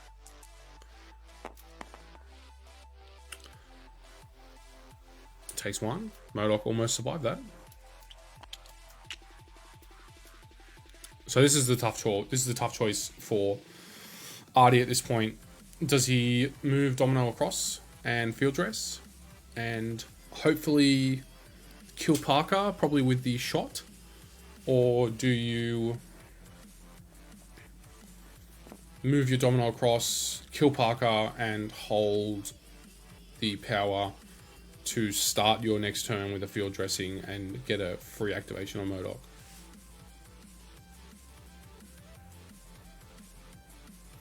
I would have loved to have seen Angela medpack Parker at that point, to be honest, because this Parker's dead.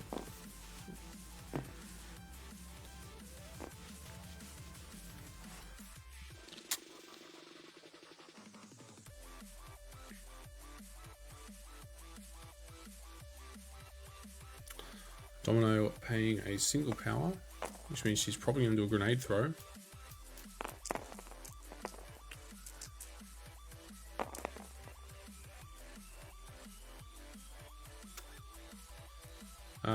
Currently doing 1 damage.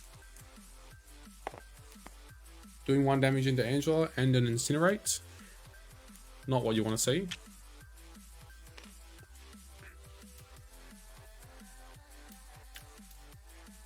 Could he get across with Zemo to do it? If he does, this is the problem with Zemo, right? Zemo is on 3 power. So if Zemo double moves, he can't pay for it. So he's got to do an attack on the way through, which means he either has to move attack and hopefully be within 2, or he has to do a charge, which means he has to go down to 1 power, which means that whoever he attacks, he has to put 3 power through it. 3 damage through, so I don't know.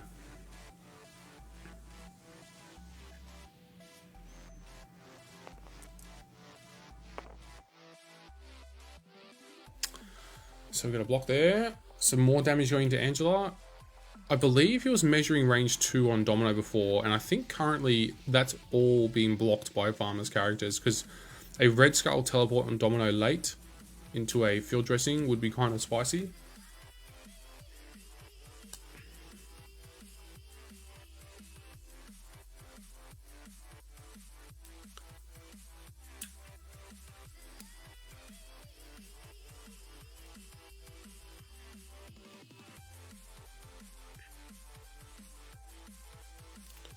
Angela going to 5 from that last attack. That's catastrophic. You'd absolutely be med packing that Angela right now from Ghost Spider.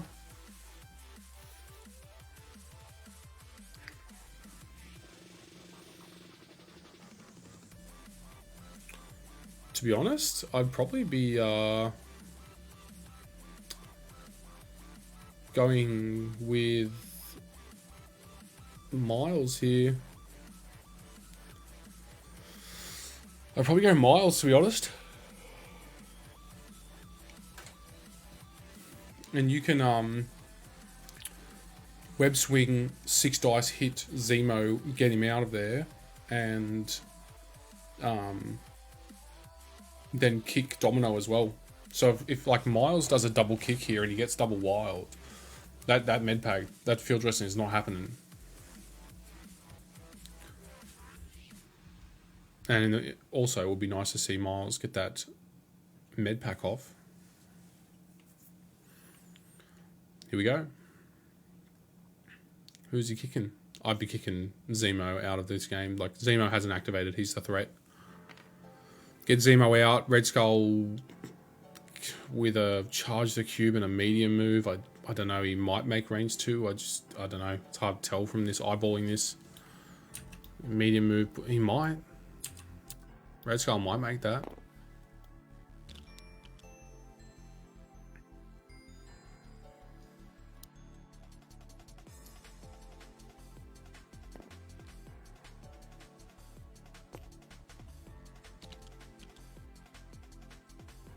Yeah, nice.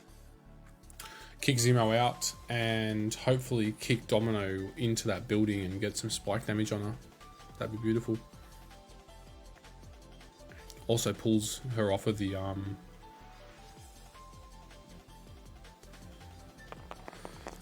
pulls her off of the research station. Farmer just is a good player. There's no way you can have the stream up because he's in chat with Artie right now. Whoa, that is a big kick. We might just see Zemo getting dazed here. To be honest, that's his next best option. Have we seen it? No, we haven't seen it, Theo. Zemo dazed. Big. That's big. So, Artie will have an opportunity to pass. To be honest, Artie's in a really bad spot right now because if he goes to get Red Skull with the field dressing and chase it, which I don't think he will now, Farmer will have an opportunity to either daze Modok before he activates, or just push Red Skull away. So I don't think we're going to actually see the field dressing happen. I think Artie's in full damage stations at this point. Medpack finally coming out. Healing Angela. Love to see it. We've still got Peter Parker, Okoye, and Ghost Spider to go. So Ghost Spider is probably... Oof. I think she should go for Red Skull, to be honest. Or Domino. Get Domino onto her flip side. If he can have 4 of Artie's characters go onto their flip sides this turn, even though next turn Artie is 100% starting with priority, Farmer's only going to be getting put on his injured side. So it did, like, as far as the trading is going, back and forth trading between injured characters, Farmer is well in front.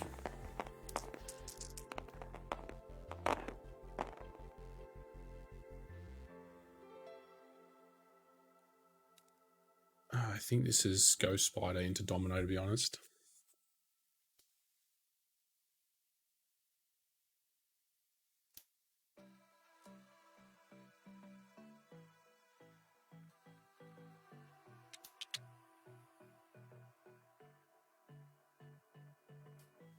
No, sorry, that was the second action of Miles.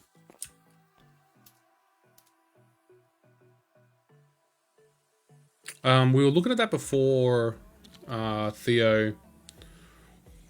When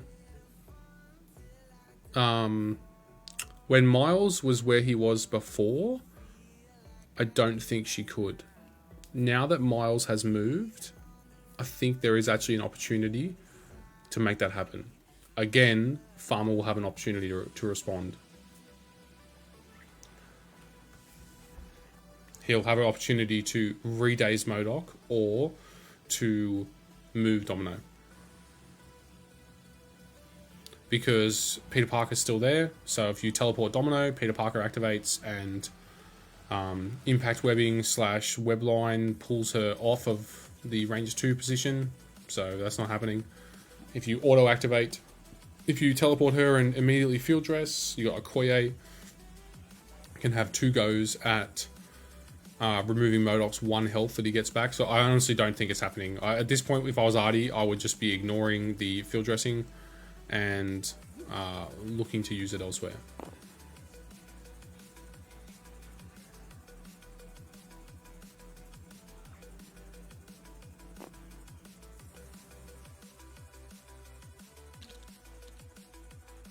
Like, Farmer owns the middle at this point, right?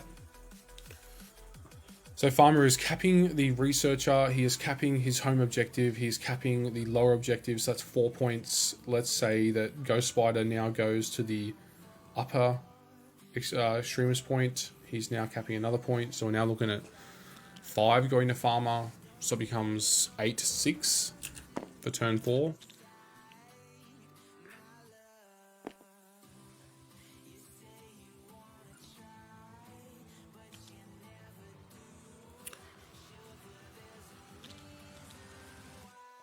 I mean, he can do some cheeky stuff here with Ghost Spider, right? He can move, attack Domino, move, and then webline pull her towards him.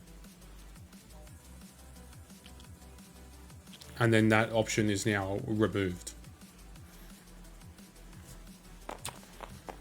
Which I think is what we're about to see. 3, nice. Into 0. 3 damage just slipping through on Domino for free.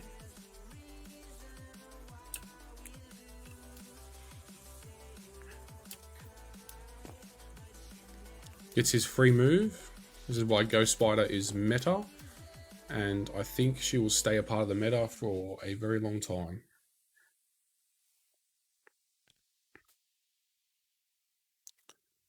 Now all he has to do is just move over there and webline pull Domino towards him. Charging the cube is an action, yes.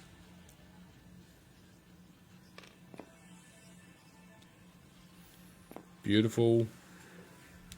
Domino doesn't have stealth or anything, does she? No.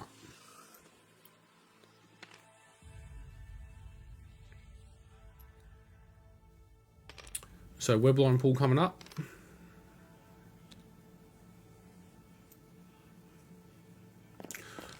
Ghost Spider could easily fit in every single 10-man roster.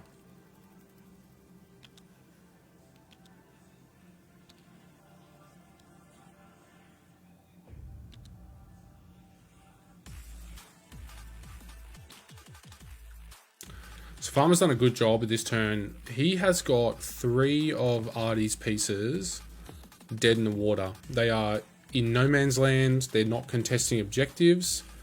2 of them are dazed. 1 of them is on the way to being dazed. Yeah, like, there's no world, like, where... he's not going to do a field dressing. No way. Like, that's a dead card. The only person capable of field dressing is trying to get Domino back after she gets dazed next round. Like, I don't know.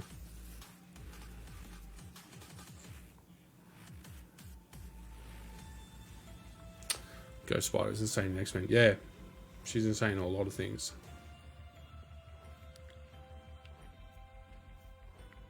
Because don't forget Ghost Spider, her spider technique says if you have been advanced or been placed So you can X-Man, Storm, teleport, webline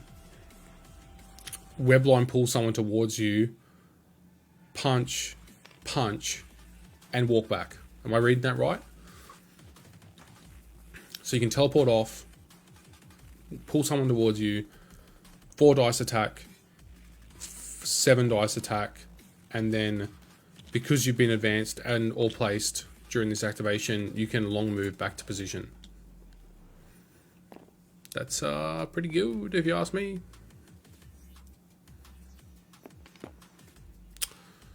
Ooh, Red Skull just conceding a victory point. I don't like this because Artie is still kind of in contention when it comes to VPs, and he's definitely not in contention when it comes to the kill race here, except for if you attack like that. That's pretty good. Yeah. Plot armor engaged.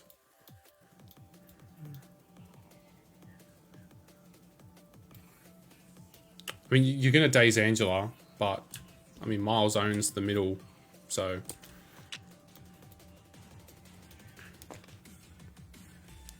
He might be able to teleport Domino onto that researcher.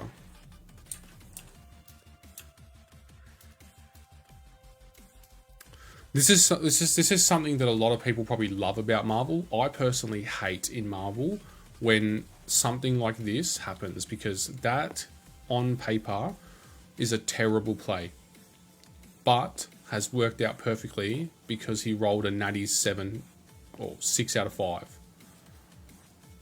On paper, it's horrific. It's a horrific play because you do not have good odds of dazing Angela there. You have okay odds of doing enough damage to teleport Domino back into position, but that's it. And it's not a good play.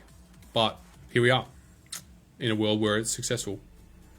So if you're a farmer, you'd be really trying your hardest at this point to not be triggered.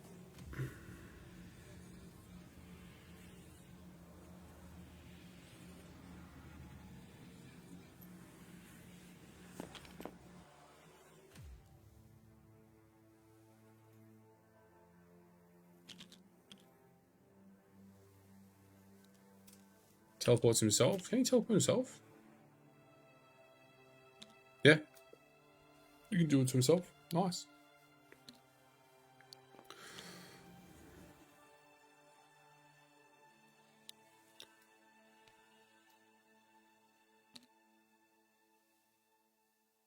I mean, sometimes you got to risk it, but man, if you're a farmer at this point, you are doing some form of mantra to untrigger yourself, because that is such a low percentage play that you would not expect to see that happen.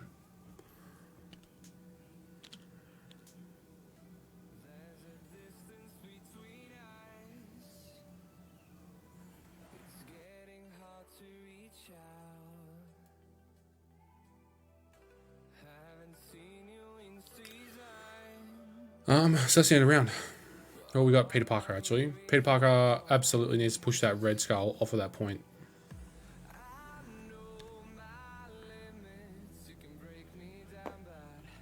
And he needs to shake that bleed, or just heal himself. You don't really need to shake the bleed if you just heal yourself. So he's going to get 2 goes at it if he wants to. He can have 2 goes at doing that.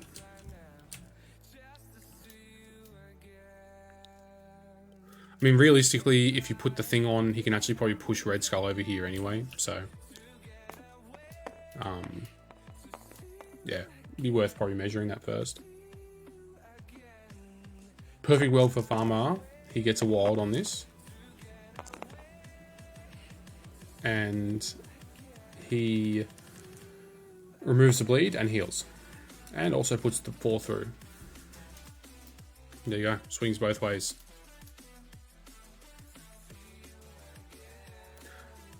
It's crazy, but that's actually a higher percentage play than what Artie did.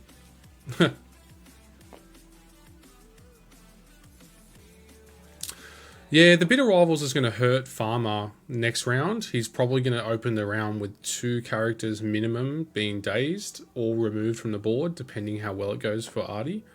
because he might be able to remove Angela and Peter Parker. But he is now Web Warrior moving last, which is where Web Warriors 100% want to be. So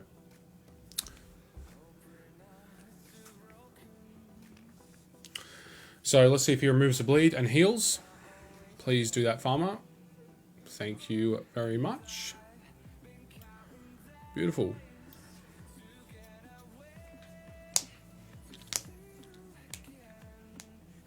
Round 4.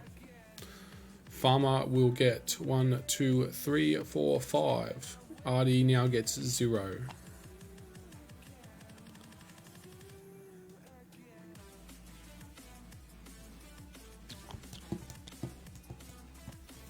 I mean, Angela's got 7 on this side. She's back to 4, 4, 4 for defense. Honestly, I do not see... Well, she'd be 3, 3, 3 for defense with bitter rivals. I honestly do not see her being dazed from MODOK. I don't see it happening. It might, but I don't think it will happen. MODOK is without a doubt dying this turn to Angela. She's then going to pay for... If Angela survives, Angela's killing MODOK, and then she's going to pay for Angelic Assassin, and she's going to kill Zemo, I would say. Small advance to Zemo and remove him. Don't bother removing Bob, because you can't. And he's still got the rocket in play, so there's no point even trying to power starve him.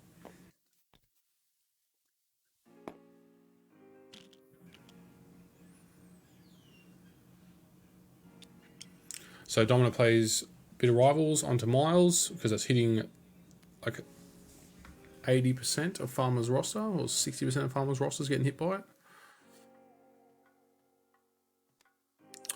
Blind Obsession is being paid by Domino into...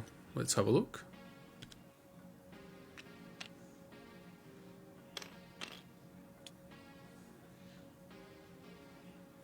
Who is Domino obsessed with? Go Spider, good play. I mean, Miles now can put a 4 dice attack into 1 defense, or a 3 dice attack into 1 defense, so pretty good odds to Dazer anyway.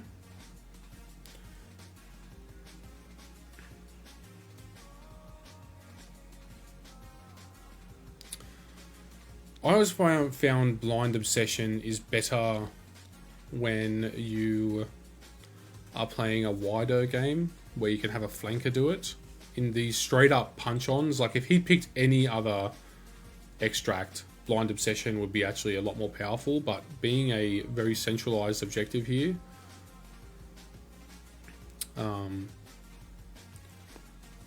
there is a chance that Blind Obsession's just killed Domino.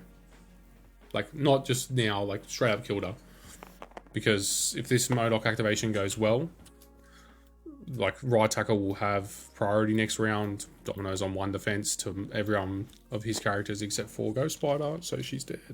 She'll daze this round and potentially start the next round KO'd.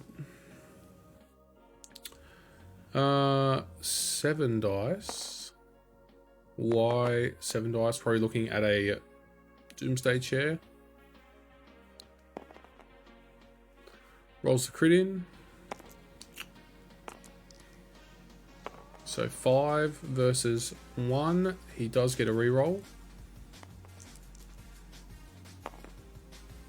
So 4 going through onto Angela. That's actually really, really, really lucky for him there. I think the odds there is he does like 3, maybe even 2. My gut feeling says. I fully expect Peter Parker to die at this point. He should die now.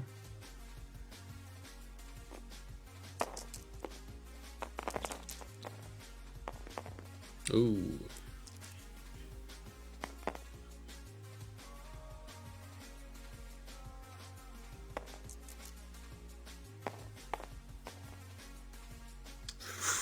Wasted power on MODOK for rerolls. Love to see it. Interesting point there is that MODOK has to pay before he sees Peter's roll. So, paid 2 power for nothing. Peter Parker is dying. Still dying.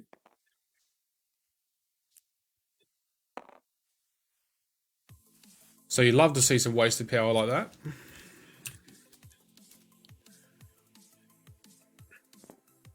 So that's a 2 wasted power this game so far for the new reroll rules.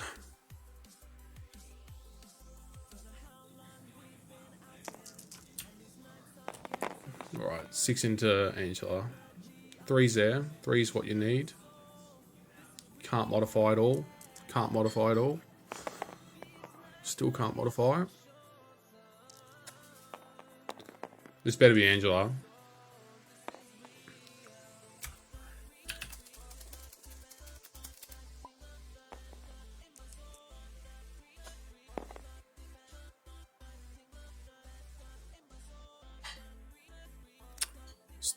Stop. 1 block. Angela's alive.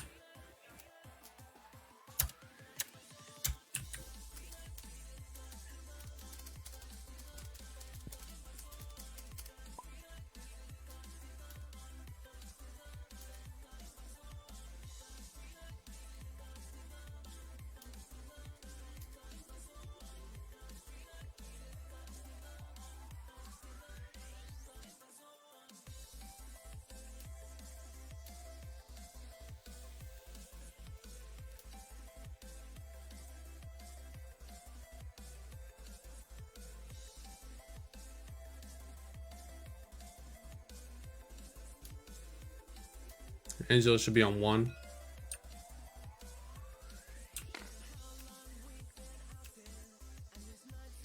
He's still got to throw. Like, he can still throw something into her. But to be honest, his only throw options is a size 1 lamppost. So, it's not bad odds for him to block this, to be honest. He has blocked it. Angela is alive.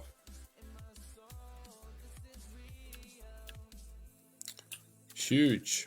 Things like that, guys, like, what's he thrown there? Oh, hang on. No, there was that thing down here, wasn't there? Yeah, no, that's it. It wasn't he threw the, whatever the hell that was, bus shelter or whatever. But I mean, that's a big difference, right? If you don't pick up your opponents on things like that, that size 3 bus shelter or whatever it is would have gone into a Koye.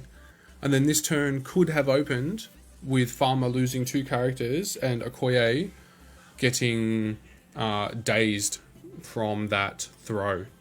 When realistically, it should have been, whatever, size 2 shelter. It should have been a size 2 shelter going into one of his other characters, and it could have been started off even worse for him, or put him on the back foot even more. You know, Koye's undamaged at this point.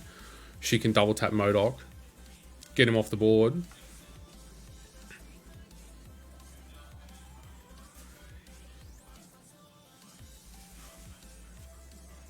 You could actually open up with Miles, to be honest. You can do a webline swing with Miles, attempt to kill Zemo, or even just kill... I mean, what Miles can daze Domino at will. Red Skull can bring her back, though, with that field dressing, so I'd probably be looking at trying to kill characters at this point. He doesn't have the double activate, so there's no rush on Modok. Farmer is, unless he kills 2 characters right now, 100% starting with priority next turn. So there's actually no rush on killing Modok. You can actually wait a turn on killing Modok.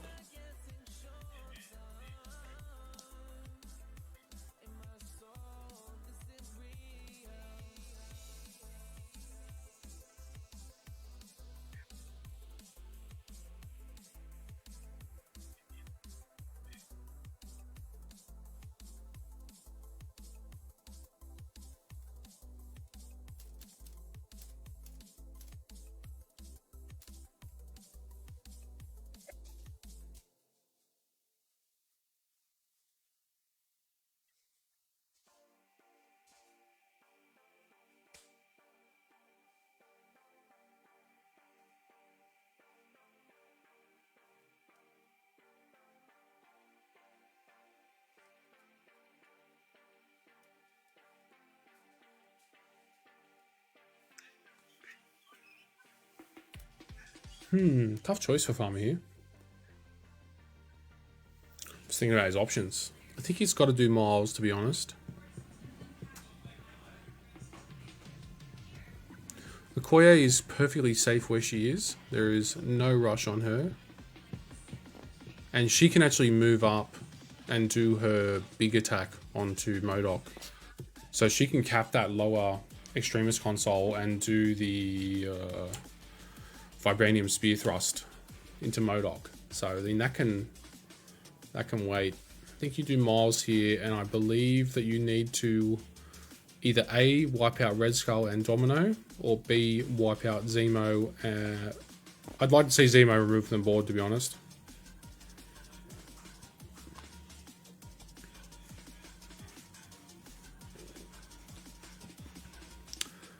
He has to contest that researcher at a minimum, because if he allows him to get 2 turns on that researcher, 1, Artie's back in the game, and 2, it's on his evac point, which will give him just enough of a spike to get in front, assuming that he captures both these extremists these next 2 turns. Because he'll get 1, 2, 3, taking him to 8, Farmer goes to 10, and then he'll get 5, which takes him to 13, and Farmer goes to 12, assuming nothing else gets in on it. Yep, that's a good start for Miles. Hopefully this isn't a Zemo. So 4 going through, potentially the kick. Can he angle it into this hot dog stand?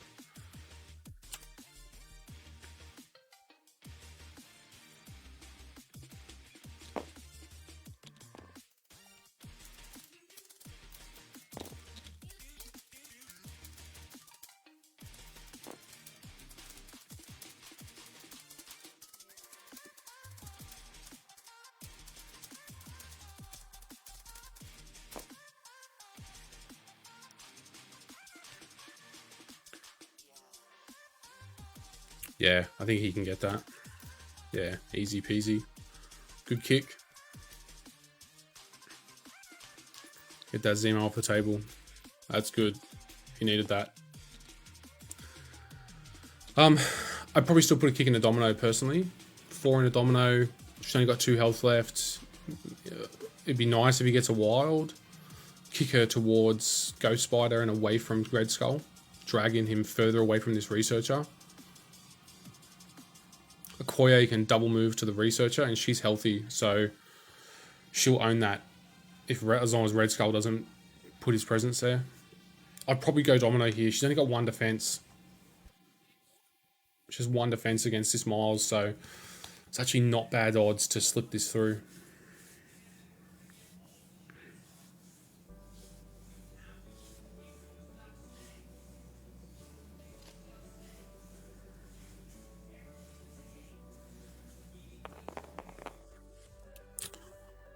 Yeah, beautiful. There's the kick. That's what matters. And 2 are going through. Perfect. That actually worked out perfectly for him. And little point for Miles is he kicks before damage is dealt. So you can kick her like out here, away from Red Skull, and out of 2, which is huge, by the way. Because now Red Skull has to either head out there, and you're basically dictating Red Skull's actions at this point, and the more actions he's using on not hurting your characters, the obviously the longer you're going to be hanging around.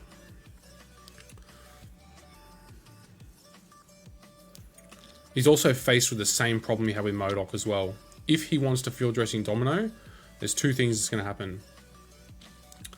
He will field dressing her, and Farmer gets an opportunity to respond, i.e. dazing her again, or he is trusting that his Red Skull will still be there at the start of his next turn, which with Web Warriors is a 100% chance that it won't happen. Yeah, like Ghost Spider can walk, Webline pull him, attack, walk. Like there's no world where that Red Skull will still be there. We are doing his big attack into Ghost Spider. There's a good chance of actually dazing her here, so this is a bit dangerous for Farmer. And I like this play from Artie. Oh, that's a big attack. That's not a bad block. She's alive. She's alive. She's really alive. Wow. There's the Modok block. Everybody gets 1 per game. Everybody gets 1 god block per game. If you have 2, you're just being greedy. So he takes 1. Importantly, he's on top of that. So he'll just get thrown off, which, whatever. So if that had paid off for Artie, that would have been huge. Because it means he can get the field dressing off and then Domino can do whatever she wants. It's a little bit untidy now that it hasn't paid off because Red Skull is again net gain of 0 VPs unless he does a teleport on himself right now. If he teleports, he can no longer field dress. If he teleports, Ghost Spider can remove him from that position at will, which we are about to see. She goes there. She can push through herself, so push him out into irrelevance.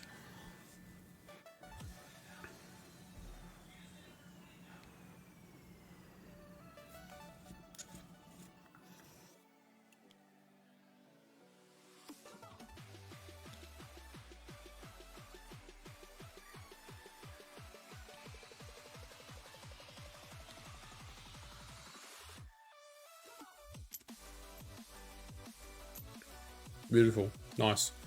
Really shutting down Artie's options here and essentially leaving Artie with the dead card. So that's it's a big deal. And he'll actually get a free attack here, to be honest. So you might actually daze Red Skull, if it was even better.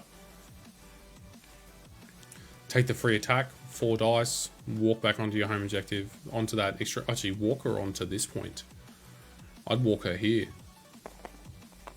Yeah. I'd send her straight to the middle because she's not... Oh, and you might get rocketed by Bob.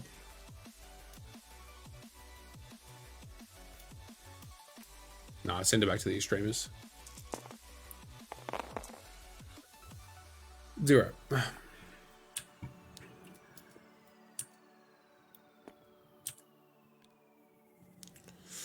Careful, farmer. Careful. Getting close to that rocket. If Farmer captures this research station this turn and also an extremist point, I think that would be GG. I think. Don't quote me on it. He captures both. I think it's GG. I'd be going back to that spot. Don't get rocketed by Bob. Yeah, sit out line of sight.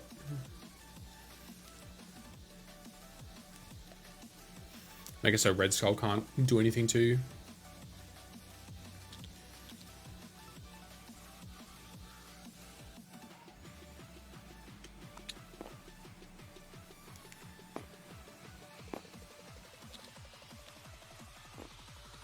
What's the range on the rocket?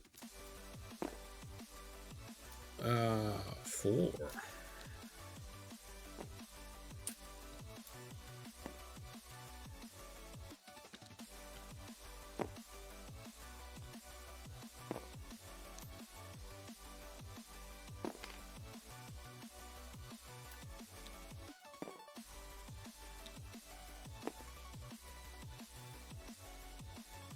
This is big, actually. So, like, yeah, you're getting Domino back up and running.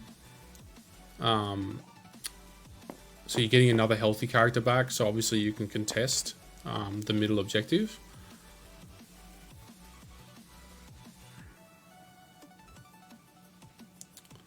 If her medium puts her, what, like there? Is there a way for him to block it? I don't think so.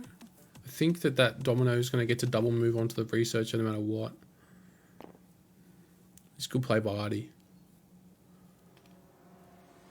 I mean, if you're farming, you just put yourself in the most annoying position possible. Yeah, set yourself up from that.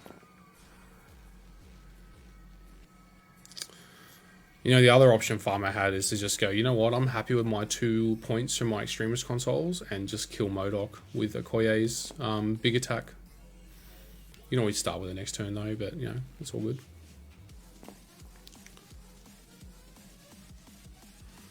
moving Okoye to here does stop Artie from getting past 5 victory points, whereas Farmer's going to go to 9, so he's increasing the lead.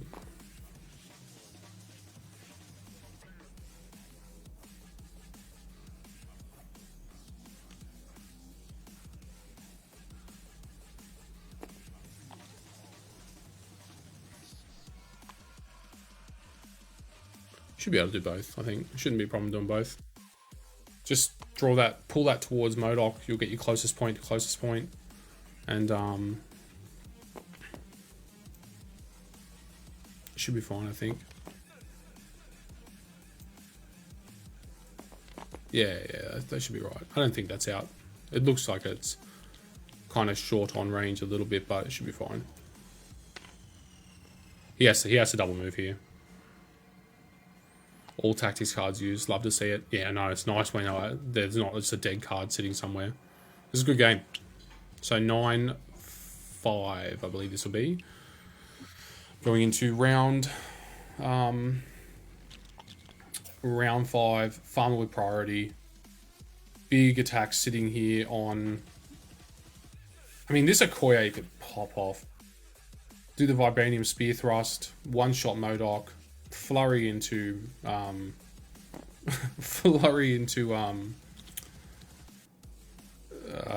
Domino, daze her, throw a spear, daze Red Skull.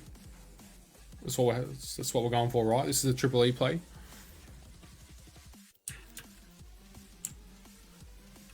Go on.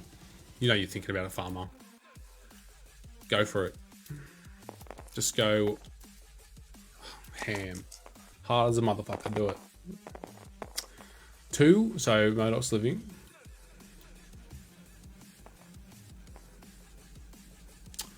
Farmer does get to reroll first.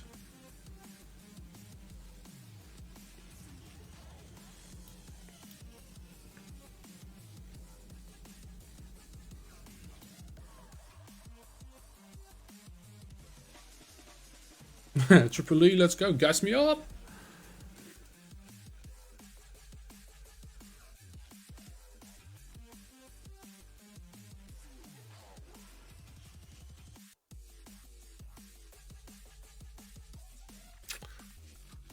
Why are we not doing the Okoye rerolls?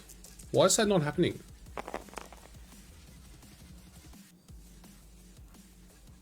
I think that's the second time I've seen Farmer just completely forego his Okoye reroll. What is going on with this?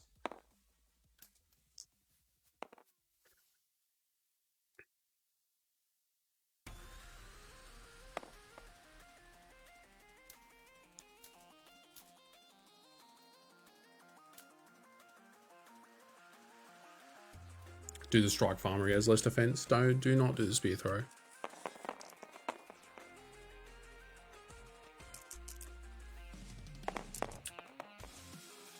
Two, good start. 1 block, so he needs to reroll into a success here, and that's it. Dead MODOK. Nice one, paid off. Dead MODOK, love to see it.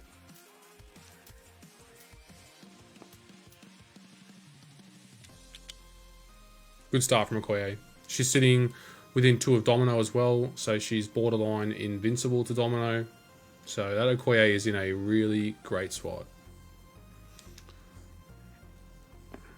You're faced with some tough choices here. Yeah, I think you have to start with Domino, to be honest, because she's only got 1 defense.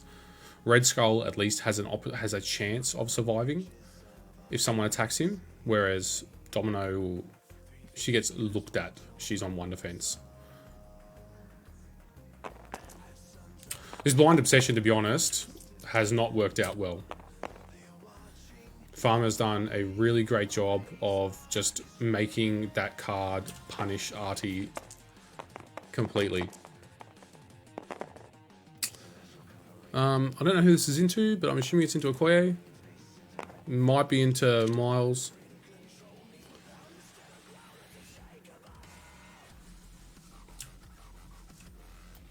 I think at this point, you're probably doing a grenade bounce. I don't think you do another rapid fire here. You do a grenade bounce and you try and set up one of your other guys to get a kill.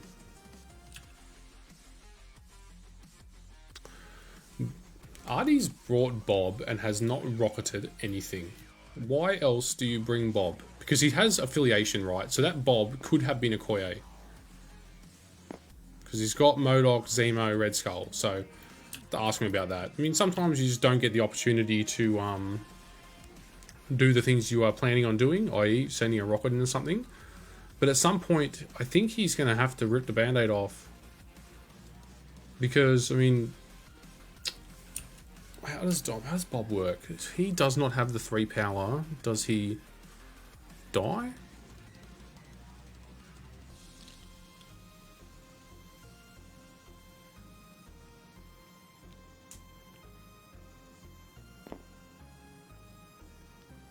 He just gains a daze token, right?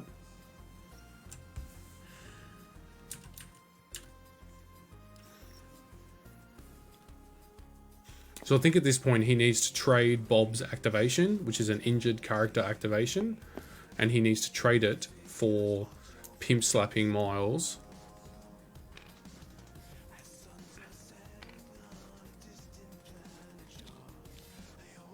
Which is a healthy character activation. That's what I'll be doing. Because currently Farmer's got triple healthy versus basically 2 injured and a healthy, so... And Farmer has recognized this. Get rid of Bob. He's the threat. 4 damage, which means Bob is now dazed. And he will lose 3 power and undaze. You also have another attack to do if you want. Personally, I'd be just walking onto that central objective, capping 2 points and making it... I mean, already, this is not winnable for Artie. I don't see it. I mean, he needs to win. He needs to stop Farmer from getting anything. And he needs to maximize it, right? He needs to win this Researcher. He needs to win at least an evac point to get 3 points, bring the Researcher up. Farmer gets 1 point, goes to 10, so Artie's 8 to 10. There's a chance. Artie needs to win this Researcher this turn and next turn.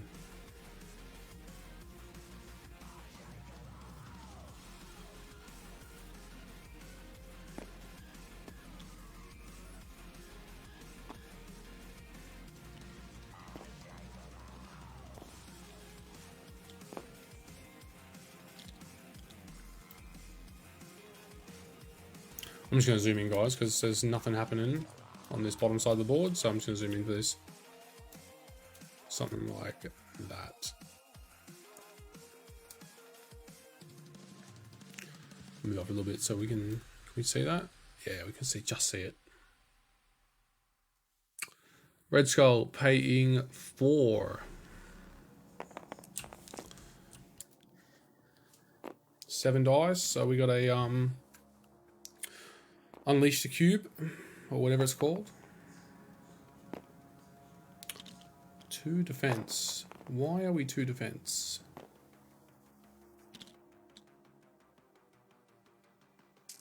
Why we should be 3 defense, Farmer. Not a bad charge cube. Good blocks, really good blocks. That's actually above average. Looking at 2 going through currently. 2 going through. We got a double reroll, so it's probably into a Koye, which means she is being an absolute pest and taking 2. Sorry, 3 was going through before, now it's 2.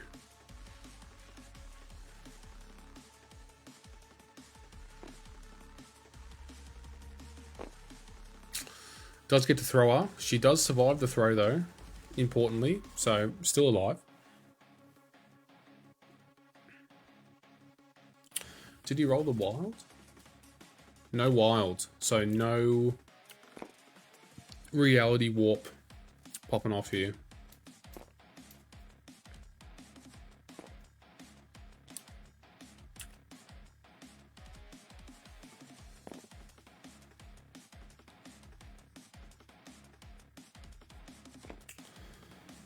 It's all well and good to throw her into Miles, but that almost guarantees that Farmer will own that central objective. I'd be throwing her away, personally. Just, she's activated, get her away.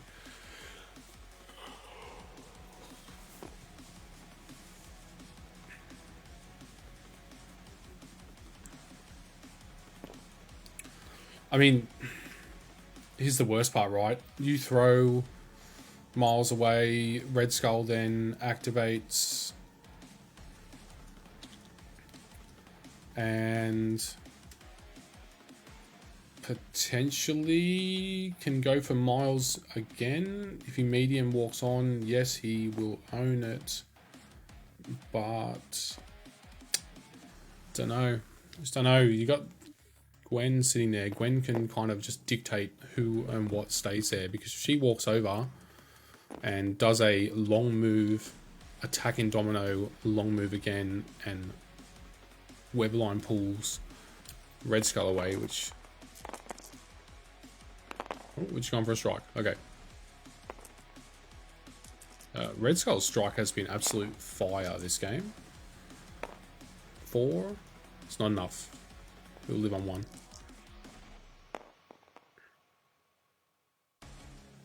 One, 2, 3, 4. 1 block. Takes 3. Takes 2. Takes 3, right? No, it's only 4. Yeah, you should take 3. Yeah, cool. Just get into it.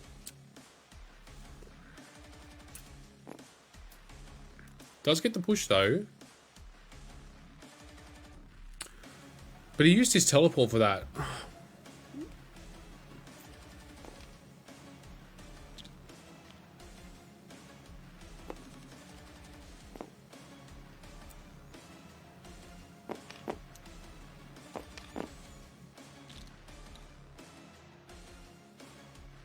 Right?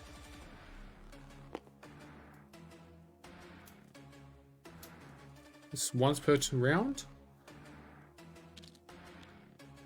A character can only be placed by this once per round. Nice. That's actually something I've learned about Red Skull. Again, I don't think it stops Farmer from capping that central objective. I think Farmer long moves, attack Red Skull, long move again, webline pull Domino, GG.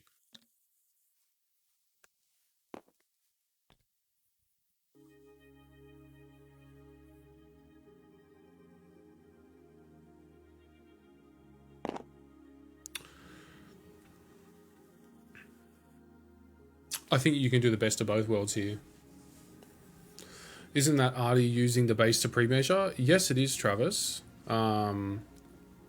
But I'd like to assume that he said, I'll just teleport her within 1. And just did the lazy man option of just clicking place. You hope. I'm not in there. Darren, if you're in there, bro, can you confirm that? You definitely can't do that, Travis. You're 100% correct.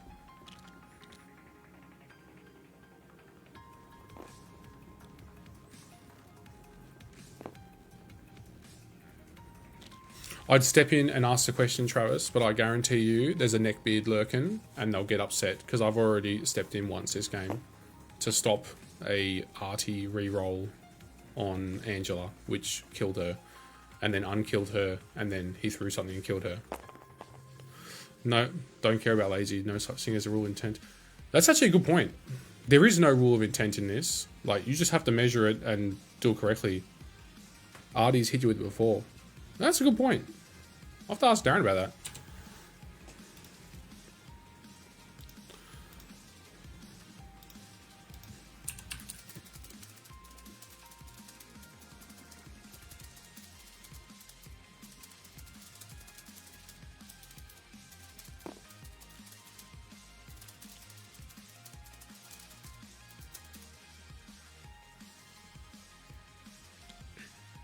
Just ban the neckbeard. I will. As soon as I find out who the snitch is, I will ban them immediately.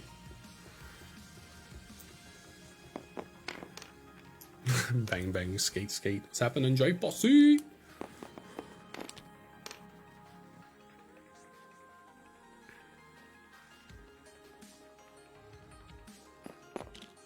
I'll just say it in general. I know for a fact that there is a single person watching this game, and I will find out who it is, that has a massive problem with me, and I don't know why. And the second I do anything that's like, even though it's extremely helpful and it's my stream, my YouTube, my everything, and that's a very simple ruling where you literally can't do that reroll, and I'm 100% of my rights to step in there and say, hey mate, just FYI, that's illegal. And we hadn't moved past it. I guarantee you there's somebody out there that is snitching on it.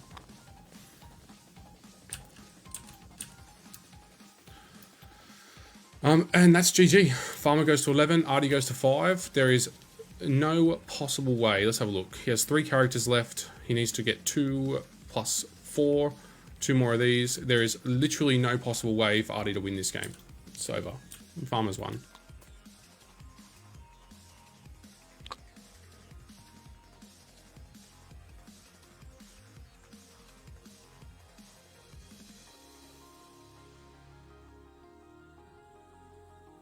You're 100% correct, Travis. He definitely cannot do that.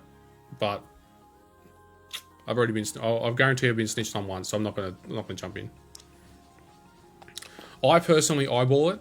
I play it exactly as the rules intended. I would have just gone. I would have just got the range 2 out and gone. I definitely make it measure range 1. Done. GG.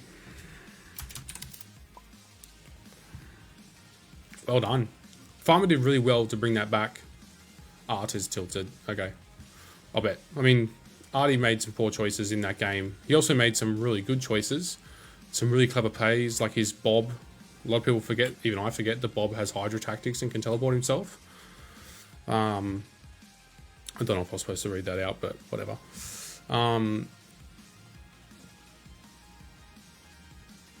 Artie made some really clever plays this game. Between Bob and his Red Skull teleports, they were really top tier. I do think that he was very bloodthirsty, and he actually had some non-bloodthirsty options that could have gotten him a lot more points to put him in a position where he could have clawed it back this turn. But that's it.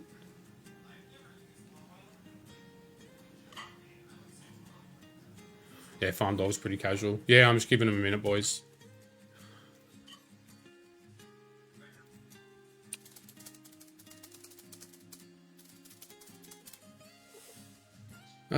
No, but Ryan said that was cool as he was going to pull him off anyway.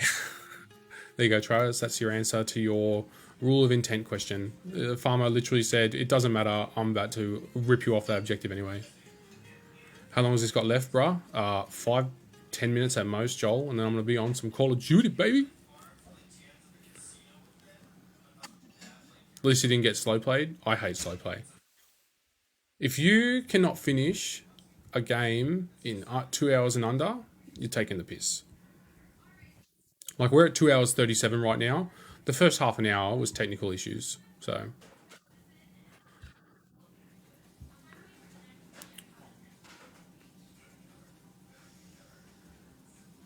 Booyah!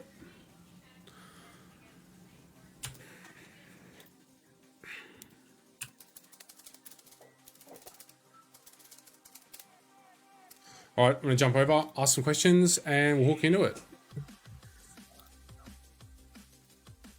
Gentlemen. You know, hopefully we can meet again in a situation where the variance isn't in as much control.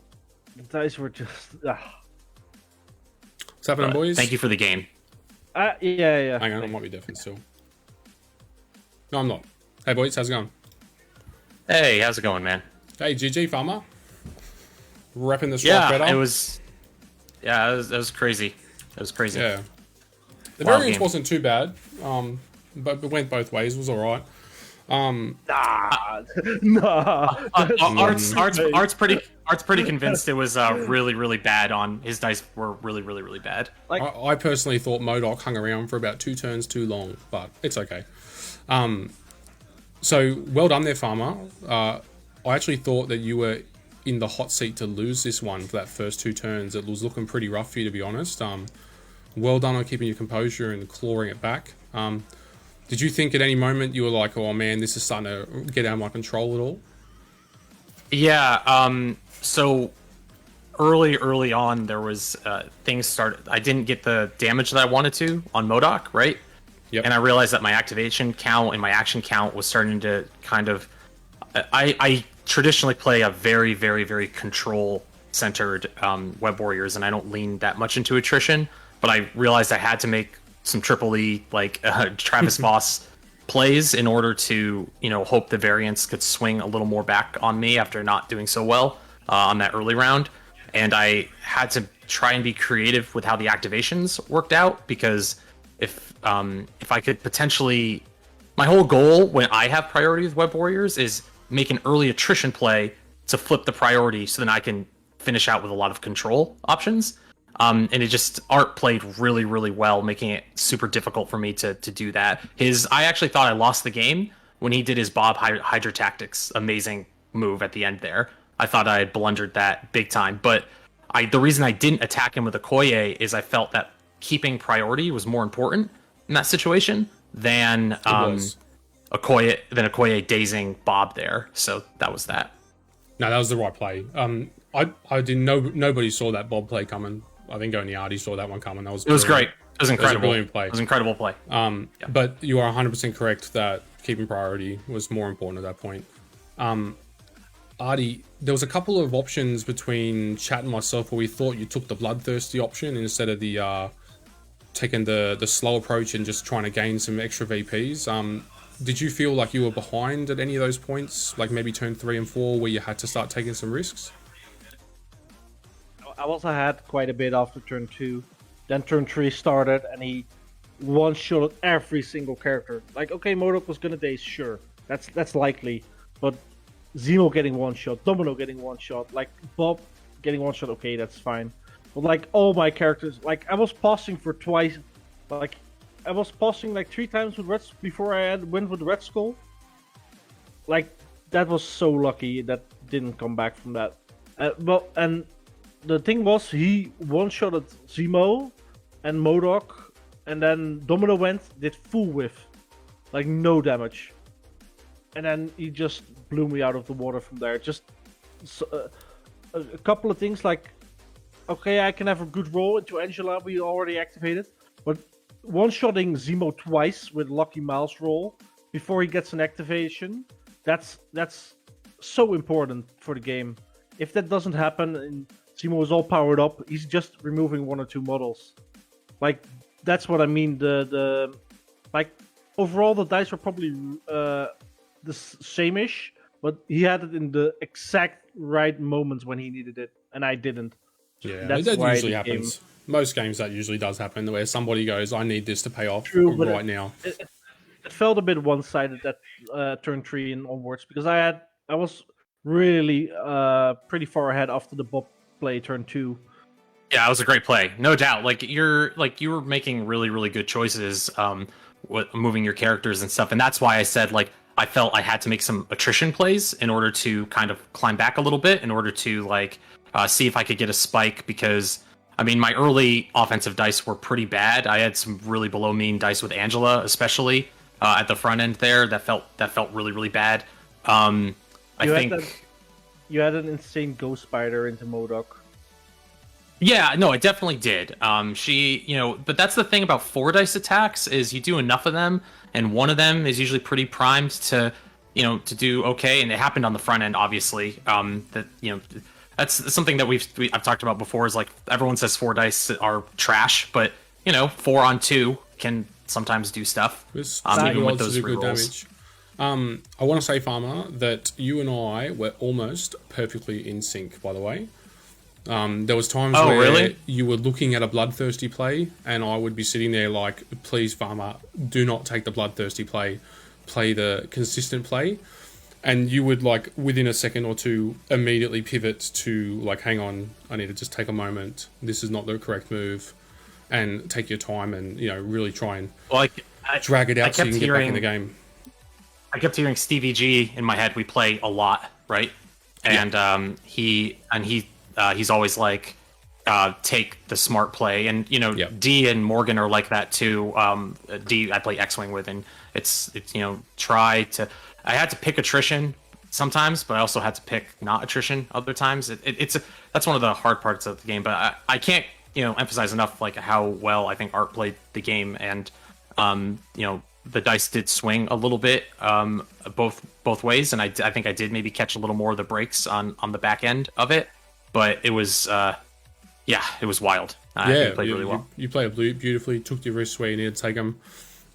Artie took some risks, and a couple of them didn't pay off, like the double domino attack where the second attack had like a quad blank on the opener. It was brutal. Yeah, but I mean, that was at that point in chat, I was saying, don't take the second attack, walk on, get in position, keep going, because the first one I think only did like 1 damage anyway. It was good both watching you take the risks, and just your couple of risks you paid off, and Artie's one of his paid off, and then the domino one didn't go out.